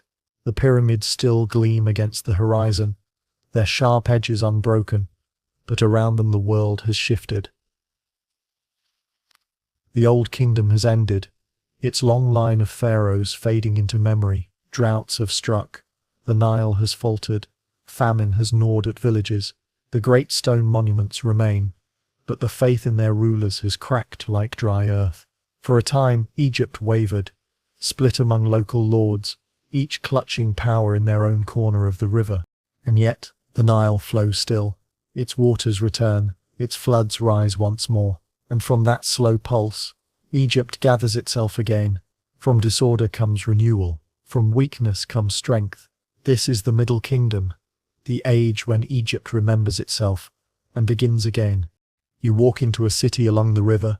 It is not grand like Memphis or Thebes, but it hums with life. Markets bustle with traders selling fish, linen, pottery. Farmers bring baskets of grain, donkeys laden with jars. Scribes record every trade, their reed pens scratching on papyrus. Priests chant in small temples, their incense rising into the sky. Life is steadier now, less fragile. The people smile more, laugh more. You feel the difference. Hope has returned. At the palace, you meet the pharaohs of this age. They are not builders of towering pyramids, but builders of stability. They call themselves shepherds of their people. Not only gods, they listen more closely, speak with softer tones. They know that power is fragile, that famine is remembered, that the people must be cared for. To rule is to protect. One such pharaoh is Mentuhotep, who unites Egypt once again, ending the division of local lords. He rules from Thebes, far in the south, where sandstone cliffs rise red against the sky. His mortuary temple nestles in those cliffs, columns blending into stone, as if earth itself had welcomed him. It is different from the pyramids, less mountain, more harmony. It whispers that Egypt has learned balance, that glory is not only height, but stability. Walk into his temple, and you see reliefs carved with images of the pharaoh offering to gods, of fields fertile again, of peace restored. The people come here not to marvel at size alone, but to give thanks that their land has survived, that order has returned. The priests speak of Ma'at and balance regained after chaos. The people bow their heads, murmuring prayers of gratitude. As generations pass, Egypt grows stronger. Canals are dug, linking fields more deeply to the Nile's flow. Fortresses rise on the southern border, guarding trade routes into Nubia. Expeditions travel far, bringing back gold, ebony, incense, exotic animals. Trade expands northward too, reaching into the Levant, bringing cedar wood, silver, olive oil. Egypt is no longer only self-contained. It stretches outward, its influence carried by boats and caravans. You travel with one of these expeditions. Boats creak as they glide down the Nile, their sails swelling with wind. On deck are jars of beer, sacks of grain, bolts of linen. Priests sing hymns for safe travel, while guards sharpen spears against danger. At night, the crew gathers around small fires, telling stories of far-off lands, of deserts that burn by day and freeze by night, of mountains where stone shines like copper. Egypt reaches out, curious, confident, alive. Back in the cities, art flourishes. You see statues carved, not only of pharaohs but of common people. Scribes, seated cross-legged, their eyes sharp, their faces thoughtful. Reliefs show farmers ploughing, fishermen casting nets, craftsmen at work. The beauty of everyday life is honored now, not only the grandeur of kings. You feel the shift. Egypt celebrates itself, not only its rulers. Literature blossoms too. You hear poems recited by scribes, tales of shipwrecks, of wandering heroes, of wise men speaking truth to kings. Wisdom texts spread, teaching lessons to young scribes. Do not be arrogant because of knowledge. Speak to the simple as to the wise. A kind word is worth more than wealth. These words carry might in them, the balance of life translated into sound. You walk into a school where young boys copy these lines.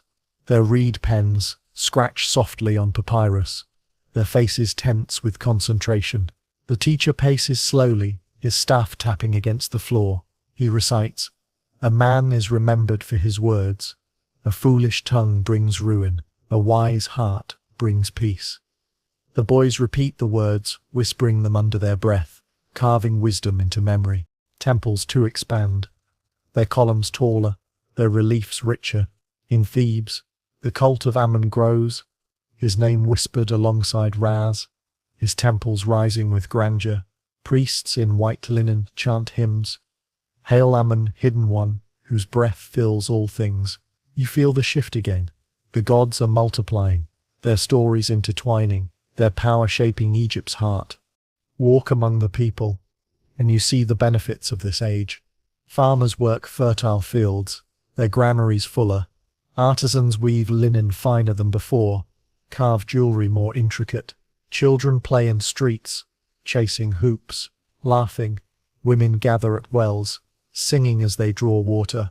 The Nile hums steady, its floods dependable once more. After famine, this feels like abundance. After chaos, this feels like peace. Yet you also sense a new tension. The pharaoh is still divine, but he is closer now, more human in his image. His statues show wrinkles, age, care. His titles still proclaim him eternal, but his presence feels more like father than distant god. The people love him for this, but you wonder, does it also make him more fragile? To be closer to man is to be less like God. Still, the Middle Kingdom thrives. You watch ships unload goods from Nubia, caravans bring treasures from Syria. You hear scribes reciting poems of journeys, songs of love, hymns of praise. You see temples filled with offerings, festivals filled with joy. Egypt is alive again, humming with renewal. As the sun sets over Thebes, you stand among the cliffs. The mortuary temples glow in the red light, their columns blending into rock, their reliefs gleaming. The Nile below glitters, winding northward, endless. You feel the weight of centuries, the memory of famine, the hope of rebirth, the strength of renewal. Egypt has learned, greatness is not only in stone, but in stability.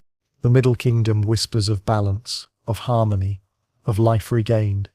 It is a golden age, not because of monuments alone, but because Egypt remembers how to endure. You close your eyes listening to the river, and you feel it too. The peace of survival, the quiet glory of renewal. The morning is soft, the air cool, the river shimmering with light.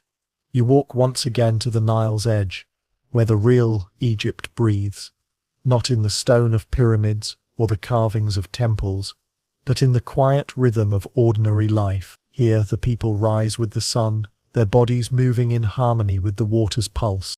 You stand in a village as the first sounds stir the air. Roosters crow, dogs bark, donkeys bray. Smoke curls from low ovens, carrying the smell of baking bread. A woman kneels at her grinding stone, her arms moving steadily as she crushes grain into flour. The rasping sound is constant, patient, the song of every home.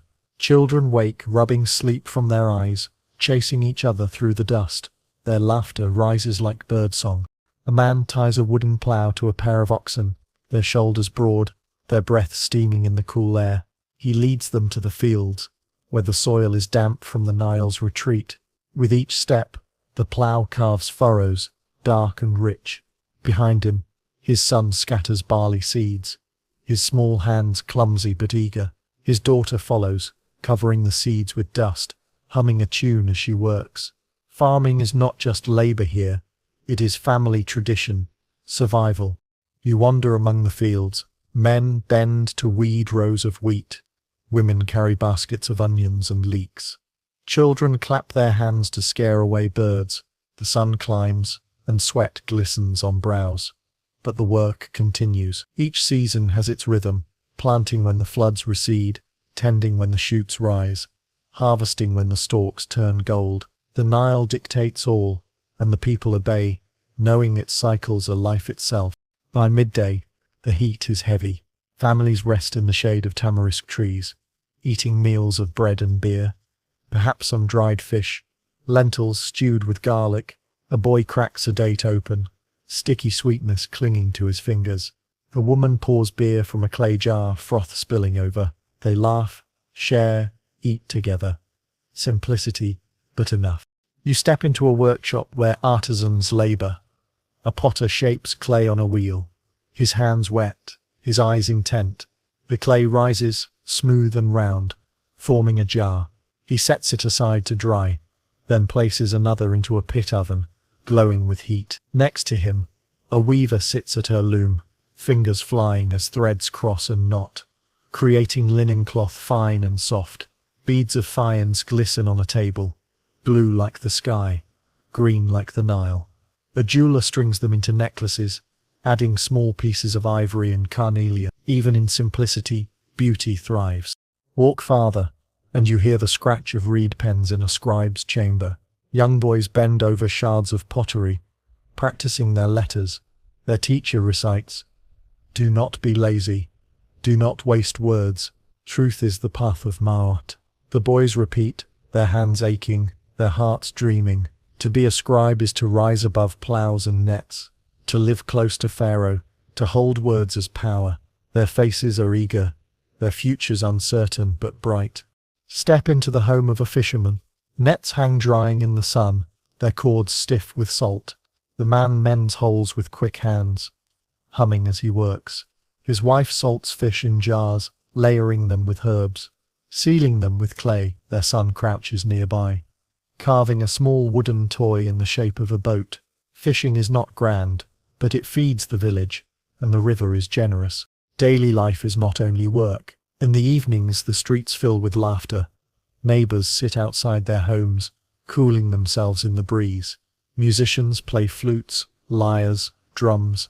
Women dance, their movements graceful, their voices rising in song. Children chase hoops through the dust, their laughter ringing. Men drink beer together, telling stories of ancestors, of gods, of pharaohs. Joy flows as steadily as the river. Wander into a courtyard, and you find a wedding. Families gather, music fills the air, garlands of flowers hang from walls. The bride wears linen freshly woven, beads strung around her neck, henna painted on her hands. The groom smiles nervously, his friends cheering him on. They share bread, drink beer, exchange gifts. The gods are invoked. Isis for love, Hathor for joy, Bes for protection. The night is filled with song and laughter, with promise and hope. Another day, you find yourself at a festival. Statues of gods are carried through the streets, veiled and adorned, incense billowing. Priests chant, dancers whirl, flutes trill. People clap, sing, shout, their joy spilling over. Beer flows freely, food is shared, children gape in awe.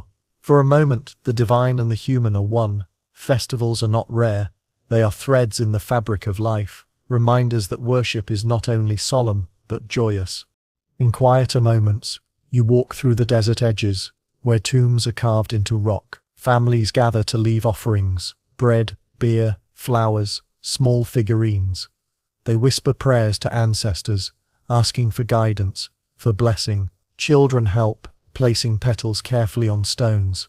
To the Egyptians, the dead are not gone. They live on in memory, in offerings, in names spoken aloud. Death is a passage, not an ending, and the living walk always beside the departed. At night, homes glow with lamplight. Families sit together, sharing the day's stories. A mother tells her children tales of Re's journey across the sky, of Osiris's rule in the afterlife, of Horus's falcon eyes watching over them. The children listen, wide-eyed, their dreams already filling with gods and kings. Outside, the stars gleam, the Nile whispers, the pyramids loom in the distance. The people live beneath eternity, but they live fully, tenderly, day by day. You lie down beside them, the mats soft beneath you, the night cool and fragrant with smoke. You hear dogs bark, donkeys bray, children sigh in sleep. The world hums gently, balanced, steady. And you realize, Egypt's greatness is not only carved in stone, not only sung in temples, not only carried by pharaohs. It is here, in bread, in laughter, in work, in song. It is in the daily rhythm of the Nile, in the quiet devotion of ordinary lives. You close your eyes, breathing the river air, and you feel it, the eternity of simplicity, the grandeur of the everyday. The Nile gleams in morning light, steady as ever, but the throne of Egypt is restless. A king has died, leaving behind a young son too small to rule. The court whispers, the priests wonder, the generals wait, and in the midst of it stands a woman, Hatshepsut, daughter of Pharaoh, queen by marriage, regent by duty. She is meant to guide until the boy grows, to stand in shadow until his crown fits. Yet you feel it as soon as you see her. She will not remain in shadow. You walk beside her through the palace halls. She moves with calm assurance, her steps measured, her gaze steady. Servants bow low, courtiers part before her, priests murmur blessings. Her voice is low, but firm, her words chosen carefully. She speaks not of chaos or fear, but of Maat, of balance, of order, of Egypt's need for steady hands. The people listen, they nod, they trust. At first she rules quietly, naming herself regent, guiding the child king Thutmose III. But as the years pass, her power deepens. She appears more often in ceremonies, seated on the throne, wearing royal regalia. The boy remains in her care, but her image grows, her presence expands. She is no longer only regent, she is ruler, and soon she takes the final step. You stand in the temple as the priests proclaim her pharaoh. The hall is filled with incense, the air heavy with chant. She steps forward, not in a queen's crown, but in the double crown of Egypt. She wears the false beard of Pharaoh, her body draped in linen like a king's. Her titles are recited: daughter of Ra, chosen of Amun, lord of the two lands. She is Pharaoh woman by birth, man by office, divine by right. Some whisper, some protest. Tradition bends uneasily. But Hatshepsut does not falter. She knows that Egypt needs stability, that Maat must be upheld. She shapes herself to the role, blending image and power, until the people see her, not as anomaly but as destiny. Her reign is not of war, but of peace.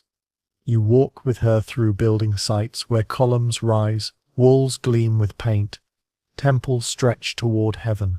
She restores old shrines, raises obelisks taller than any before, their tips shining with electrum in the sun. She builds at Karnak, honoring Amun with halls and sanctuaries, and above all, she builds her mortuary temple at Deir el-Bahri, carved into the cliffs of western Thebes. You approach it in the desert light, and it takes your breath. Terraces rise in perfect lines, colonnades stretching wide, ramps leading upward toward the cliffs. It seems not built but grown, as if stone itself has blossomed into order. Reliefs cover the walls, images of Hatshepsut in Pharaoh's crown, offering to gods, receiving life from Amun. She inscribes her story boldly, ensuring her reign will not be forgotten.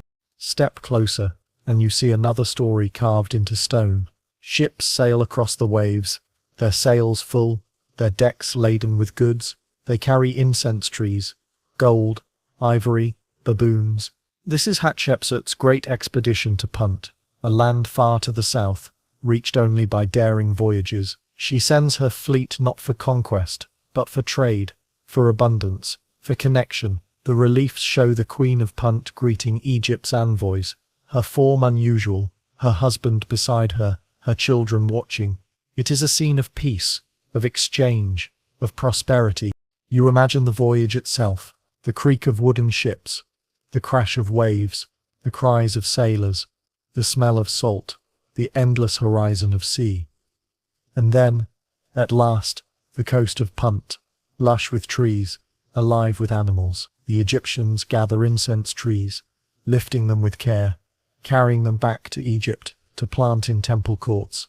They return laden with treasures, gifts for the gods, wealth for the land. Back in Thebes, Hatshepsut walks among the offerings, her face calm, her eyes shining. She has given Egypt, not battles, but abundance, not conquest, but connection. The people rejoice. The priests bless her name. Egypt prospers. Yet, whispers remain.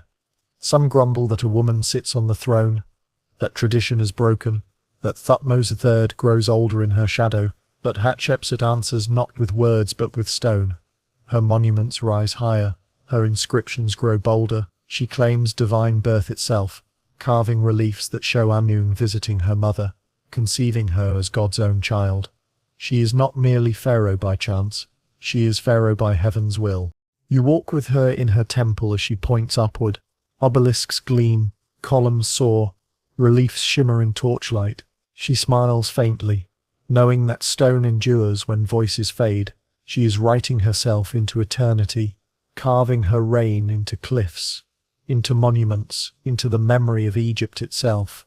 Years pass, and she grows older. Her reign stretches long, peaceful, prosperous. Egypt thrives in her care, and yet, one day, she is gone. Her body is laid to rest, perhaps in the Valley of the Kings, perhaps elsewhere, her tomb hidden, her remains uncertain. Thutmose III takes the throne in full, and later he orders her images removed, her name chiseled from walls, her statues broken. He seeks to erase her, to reclaim tradition, to rewrite memory. But stone is stubborn. Fragments of her statues remain. Reliefs half-carved still speak her name. Her temple still rises, terraces gleaming in the sun. The people still whisper her story. Mothers still tell their daughters of the queen who became king. She is not erased, she is remembered. You stand in the shadow of her temple, the cliffs glowing red with sunset. The air is still, the river far below glimmers in twilight. You breathe slowly, and you feel her presence calm, strong, unyielding. Hatshepsut, who dared to step into eternity, who wore the double crown, who proved that Moet can be upheld by woman as by man. The wind moves through the colonnades, whispering her name. You whisper it too softly, letting it linger in the air. Hatshepsut, and in that whisper she endures. The Nile flows as it always has. The sun rises as it always does. The temples stand with their gods eternal. But in the midst of this rhythm, a voice arises, quiet at first, then insistent, then unyielding. A pharaoh who looks at the old gods, the temples, the chants and says no, the world must change. His name is Akhenaten, though he is not born with it. He takes it later, when his vision has already begun. You first see him in Thebes, walking through the great temple of Amun. The air is heavy with incense, the halls vast with columns, the priests chanting their hymns, but his face is restless, his gaze sharp. He does not bow low, he does not linger. To him these walls feel too crowded with gods, with traditions, with voices that are not his own. Soon his words spread. He begins to speak, not of Amun, nor of Horus, nor of Osiris. He speaks of Aten, the sun disk, the shining circle that rises each day, stretching rays across the land. Aten is not falcon, not man, not jackal. Aten is light itself, warmth itself, life itself, the disk that gives breath to all. Without temple, without form, without need of countless stories. The priests frown, the people whisper. But Akhenaten does not falter. He renames himself Akhenaten, effective for Aten. He closes temples of Amun, their doors sealed, their offerings stopped. He takes wealth from priests, giving it instead to his new god. Statues of the old gods are removed, their names chiseled out. Only Aten remains, the sun disk whose rays end in small hands, offering life to Pharaoh and his queen. You walk with him as he builds a new city, far from Thebes, far from old temples, far from the reach of Amun's priests.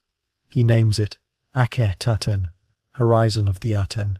Today, it is called Amarna. In the desert plain, workers build swiftly, palaces with open courts, temples with roofs gone, their walls exposed to the sky. For Aten, must not be hidden in darkness. He must shine directly on his people, his rays falling on altars in the open air. The city grows fast, alive with energy. Streets stretch wide, lined with houses. Artists paint frescoes on walls, not of gods with animal heads, but of the royal family bathed in Aten's light. Sculptors carve statues of the pharaoh, but not in the old style of perfect, unchanging form. Instead, they carve him elongated, with narrow face, swollen belly, lips full, features soft. His queen Nefertiti is beside him always, her neck long, her crown tall, her beauty radiant. Together they stand beneath Aten's rays, their children clinging to their legs, their faces smiling. For the first time, Pharaoh is not distant, not stone, but human, tender, alive in family. You pause before a wall painting. Aten's rays stretch downward, each ending in a tiny hand holding the ankh, the breath of life, pressed against the noses of Pharaoh and Nefertiti. Their daughters laugh, tugging at jewelry, playing with flowers. It is intimacy carved into stone, affection immortalized.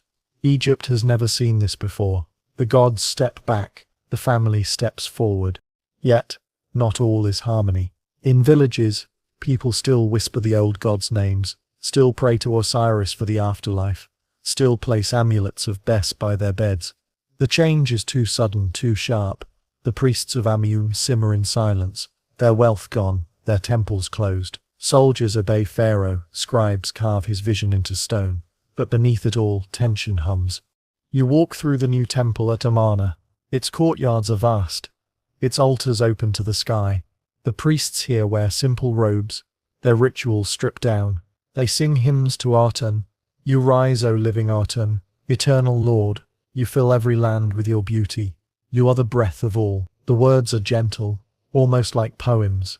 The focus is not on complex stories, not on battles or underworlds, but on the simple gift of light, of life. Akhenaten himself writes hymns, songs praising Aten's daily journey, the way his light touches every land, the way even foreign peoples live beneath his rays. He speaks of universality, of one God for all. In his vision, Aten is not only Egypt's god, but the world's. It is a revolution, quiet but vast. But revolutions bring cracks. You walk through the city's streets, and you see the strain.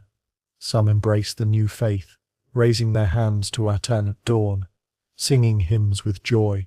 Others bow in silence, their hearts still with Amun, with Osiris, with Isis. They obey outwardly, but inwardly they cling to the old ways. Egypt has lived with many gods for centuries. To ask them to live with one is to ask them to change their breath, their heartbeat. Still, Akhenaten persists. He builds, he sings, he carves. His city glows in the desert. His temples shine in the sun. For years he believes his vision will last. He believes he has remade Egypt, reshaped its soul. But the Nile is patient. The gods are patient. Time is patient. When Akhenaten dies, the city falters. His successors are young, uncertain.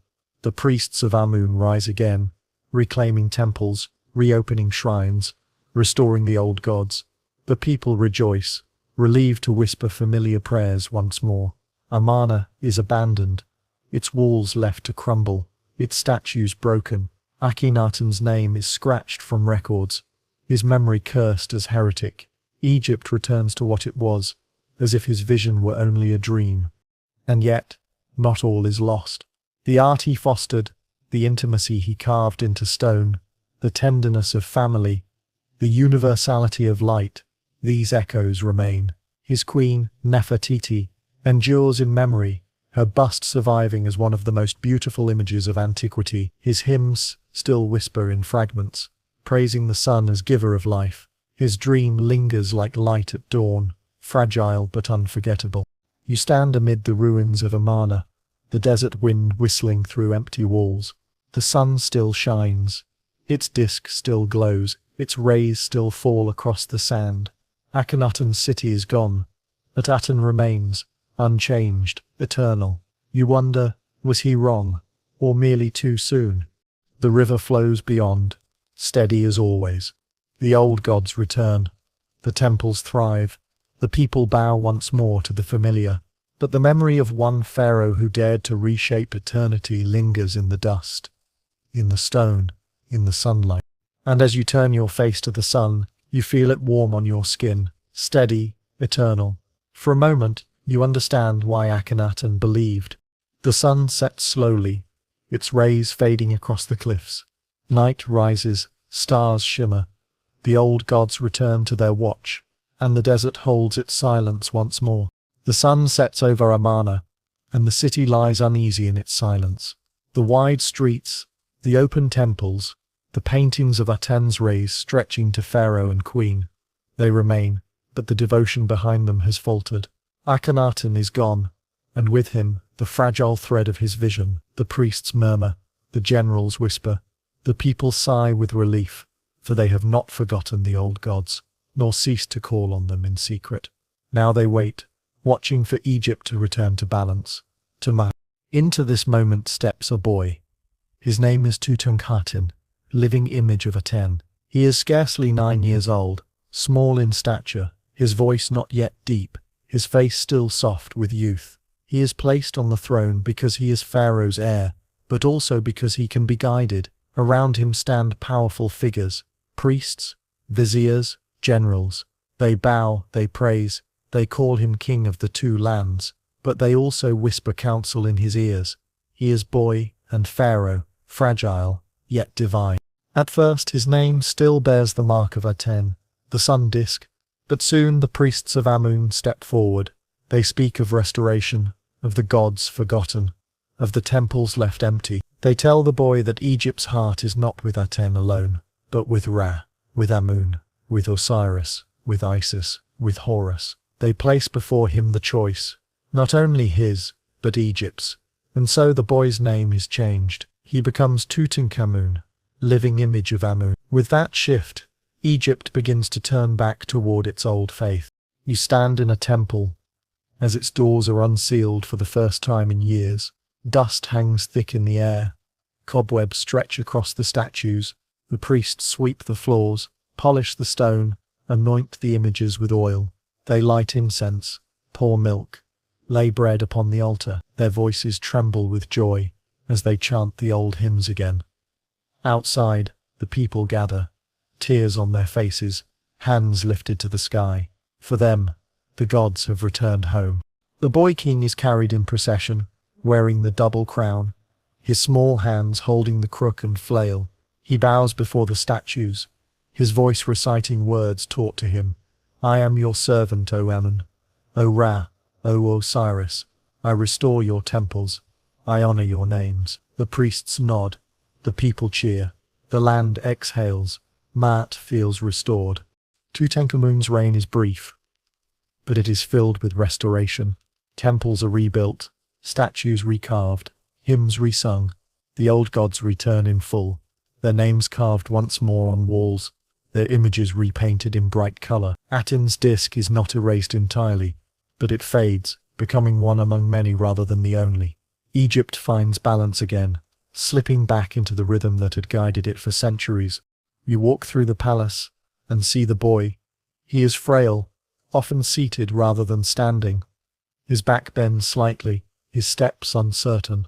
Some whisper of illness, of weakness in his body, and yet his face is kind, his smile soft. He listens to his advisors, nodding at their counsel, speaking when he must. He is no warrior king, no builder of vast temples, but he is the symbol Egypt needs. His youth itself is a kind of renewal, a reminder that even after turmoil, life continues, fresh and new. Beside him is his young queen, Ankhesenamun, daughter of Nefertiti and Akhenaten. Together they represent continuity, binding old vision and new restoration into one. They are often shown side by side, tender, close. Reliefs depict them hunting together, riding in chariots, offering to gods. Their love is not only royal, it feels human, warm, gentle. In their images you see affection, as if the lessons of Amarna's art lingered in their time. You travel with them to Thebes, where festivals bloom once more. The statue of Amun is carried from Karnak to Luxor, borne on priests' shoulders, veiled in linen, crowned with flowers. The boy king walks behind, his queen at his side. People flood the streets, scattering petals, singing hymns. Musicians play, dancers whirl, incense clouds the air. The gods are with their people again, and the boy who restored them is hailed as chosen, beloved, divine. But fate is not gentle.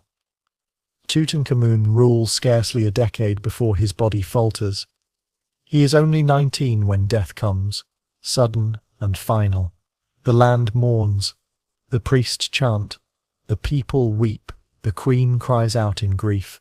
His reign was short, his deeds modest, but his role was vital. He was the bridge between revolution and restoration, between Aten's brief flame and the eternal gods of Egypt.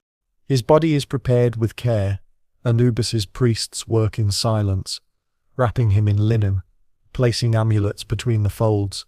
A mask of gold is laid upon his face, gleaming with lapis lazuli and carnelian, its features serene, timeless. His tomb is filled with treasures, chariots, bows, jewelry, statues, food for the afterlife. Walls are painted with scenes of his journey, Anubis guiding him, Osiris welcoming him, the gods embracing him.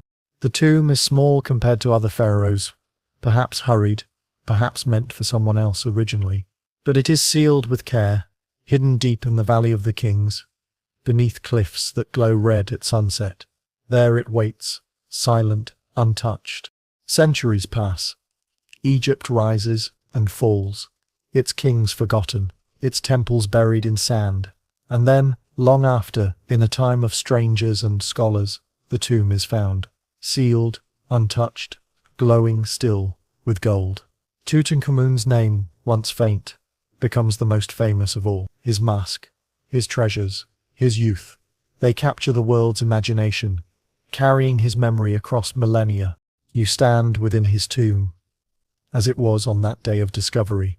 The air is heavy, stale with centuries. The flicker of a lamp reveals gold, gleaming in the dark, chests, statues, thrones, chariots, and at the heart, the sarcophagus. The boy king lies within, his face covered with gold, his name spoken again after silence. And you realize, his reign was short, his deeds modest, but his afterlife eternal. In death, he became what he could not in life, a pharaoh remembered forever. Step outside again, into the Valley of the Kings. The cliffs rise red and solemn, the tomb entrance is hidden in shadows. Each doorway is a passage to eternity, each sealed chamber a home for a soul. The wind sighs through the valley, carrying whispers of names long gone. But Tutankhamun's name lingers louder, shining with gold, carried across centuries. The Nile flows beyond. Steady as always, the temples stand, the gods endure. Egypt has returned to balance, to Maat, to its eternal rhythm. And in its story, the boy who restored the old ways will never be forgotten. You close your eyes, imagining the flicker of lamplight on gold, the whisper of linen, the chant of priests. You feel the presence of the boy king, gentle and enduring, Tutankhamun. The living image, the golden mask, the return to tradition. The sun rises golden over the desert cliffs, its light spilling across the wide river. Boats glide on the Nile, their sails white, their decks laden with grain, with jars, with tribute from lands far and near. The villages stir, the markets hum, the temples gleam with offerings, and in the distance, rising above it all, is the image of a man carved in stone so vast that it seems less human than eternal. This is Ramses, Ramses the Great.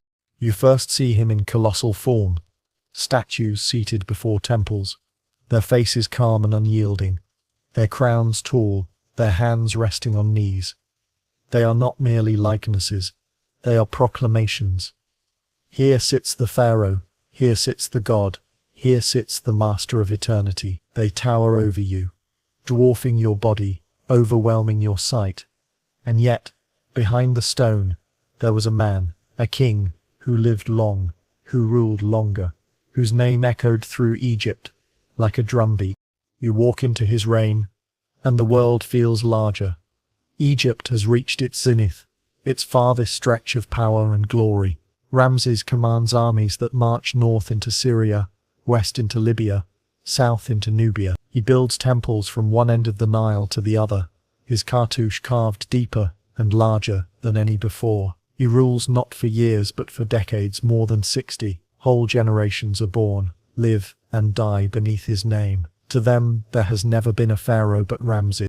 You stand with his army as it marches to Kadesh, a city on the edge of empires. The clash is vast, chariots racing, dust rising, arrows whistling. Ramses himself rides in his chariot, reins in one hand, bow in the other, his horses thundering across the plain. He calls on Amun for strength, his voice echoing, "I am Ramses, I am alone, but I will prevail." In the chaos he is said to stand like a god, unyielding, unshaken. The battle is fierce, the outcome uncertain.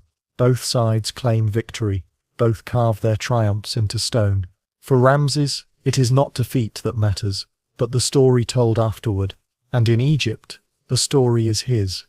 Ramses the mighty, Ramses the victorious, Ramses the eternal warrior. Reliefs cover temple walls, showing him smiting enemies, driving chariots, standing tall before gods.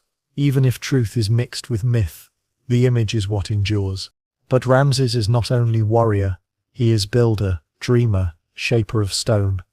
You walk through his temple at Abu Simbel, carved directly into the cliffs of Nubia.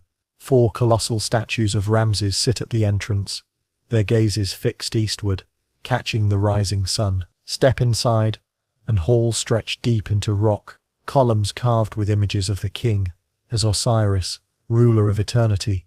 Light falls in shafts, illuminating the sanctuary on specific days, aligning king and god, earth and heaven.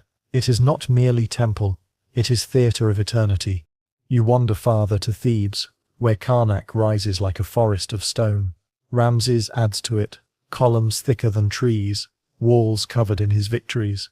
At Luxor he builds courts filled with statues of himself, each one calm, serene, divine. At Pyramuses, his capital in the delta, palaces stretch wide, their halls glittering with gold, their stables filled with horses, their streets alive with merchants, soldiers, scribes. He remakes Egypt in his image, covering the land with his presence, ensuring no corner forgets his name. And yet, behind the stone, daily life flows on. Farmers sow and reap, fishermen cast nets, artisans carve, children laugh, but all under the gaze of Ramses, whose statues loom, whose cartouches appear even on works he did not build. He is everywhere, his name a mantra, his face a memory pressed into every life. You walk into his palace and see him surrounded by his court, queens, sons, daughters, so many that their names spill across walls, carved into lists that seem endless. He fathers more than 100 children, filling palaces with princes and princesses, ensuring his bloodline spreads wide. Some say his palace halls were crowded with laughter, with voices, with play. Family itself becomes part of his monument. Step into his presence, and you feel his charisma. His body is aged, his hair silver, his skin limed, yet his voice still commands. His eyes still burn. He is pharaoh not only by crown, but by sheer endurance. Generals bow, priests chant, scribes bend low. He has ruled so long that none alive can recall a time before him. For the people, he is not just king, he is time itself. As decades pass, his monuments multiply. Statues rise across Egypt, reliefs carved deeper, temples expanded, grander. Even in old age, he builds, he proclaims, he inscribes. His reign becomes not only rule, but memory carved in stone, a name that will not fade. He prepares his tomb in the Valley of the Kings, vast and deep, filled with paintings of gods, of journeys, of eternity. He prepares not only for life, but for afterlife, ensuring his soul's passage is as glorious as his reign. And yet, even Ramses cannot stop time. He dies at last, an old man, his body weary, his breath still. The land mourns. Priests chant, courtiers weep, people bow their heads. His body is wrapped in linen, anointed with oils. Placed in his tomb, his name is spoken, his image worshipped, his soul carried to Osiris. He has ruled for 66 years, longer than most can remember, his reign stretching across lifetimes. But Ramses does not vanish. His statues still sit, unyielding, before Abu Simbel. His reliefs still cover Karnak and Luxor. His name still echoes in Cartouche, across Egypt. Even when centuries pass, even when kingdoms fall, even when sand buries temples, his presence lingers. When later ages look back, they call him Ramses the Great, for in memory, in stone, in eternity, he endures. You stand at Abu Simbel as the sun rises. Its rays creep across the desert, slipping into the temple, illuminating the statues within. The stone glows golden, the carvings shimmer. You feel it in your chest, the alignment of heaven and earth, the joining of light and stone, the power of a man who sought eternity and nearly captured it. The Nile flows beyond, steady and calm. Children play at its banks. Fishermen cast their nets. Farmers tend their fields. Life continues, simple and quiet. But always, above it, behind it, beyond it, the statues of Ramses watch, their gaze unbroken. Egypt has reached its zenith. Its temples shine. Its armies march. Its pharaoh towers. The empire is wide. The people many. The gods honored. The monuments eternal. This is the height of Egypt, the moment of its greatest glory. You close your eyes listening to the river, feeling the sun warm your skin, and you realize all rivers flow onward, all suns set, all empires shift. But for this moment, in the shadow of Ramses, Egypt stands immortal. The wind moves across the desert, whispering his name. You whisper it too, softly, letting it linger in the air. Ramses, Ramses the Great, and the echo carries into eternity. The river is quiet now. The pyramids, the temples, the statues, the names, all drift into distance, softened by night. You feel the weight of centuries easing from your shoulders, as if history itself is exhaling, letting go. Egypt is still there, steady as stone, patient as water, but you no longer need to walk its deserts, nor climb its monuments, nor stand in its courts. You may simply rest, breathe slowly.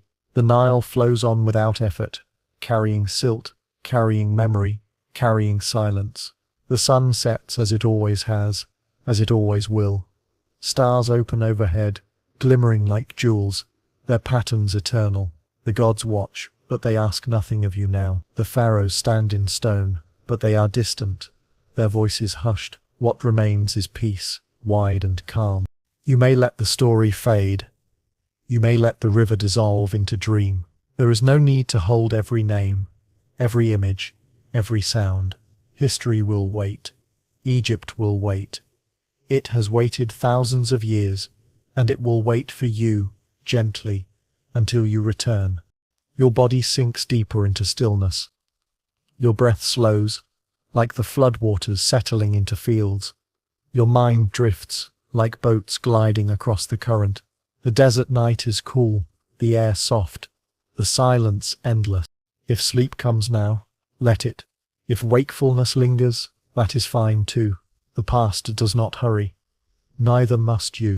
And so, the river darkens, the sands grow quiet, the temples close their doors, pharaohs turn to shadows, gods to whispers, pyramids to outlines, in moonlight. Egypt dissolves into memory, into dream, into rest. Good night. Sweet dreams.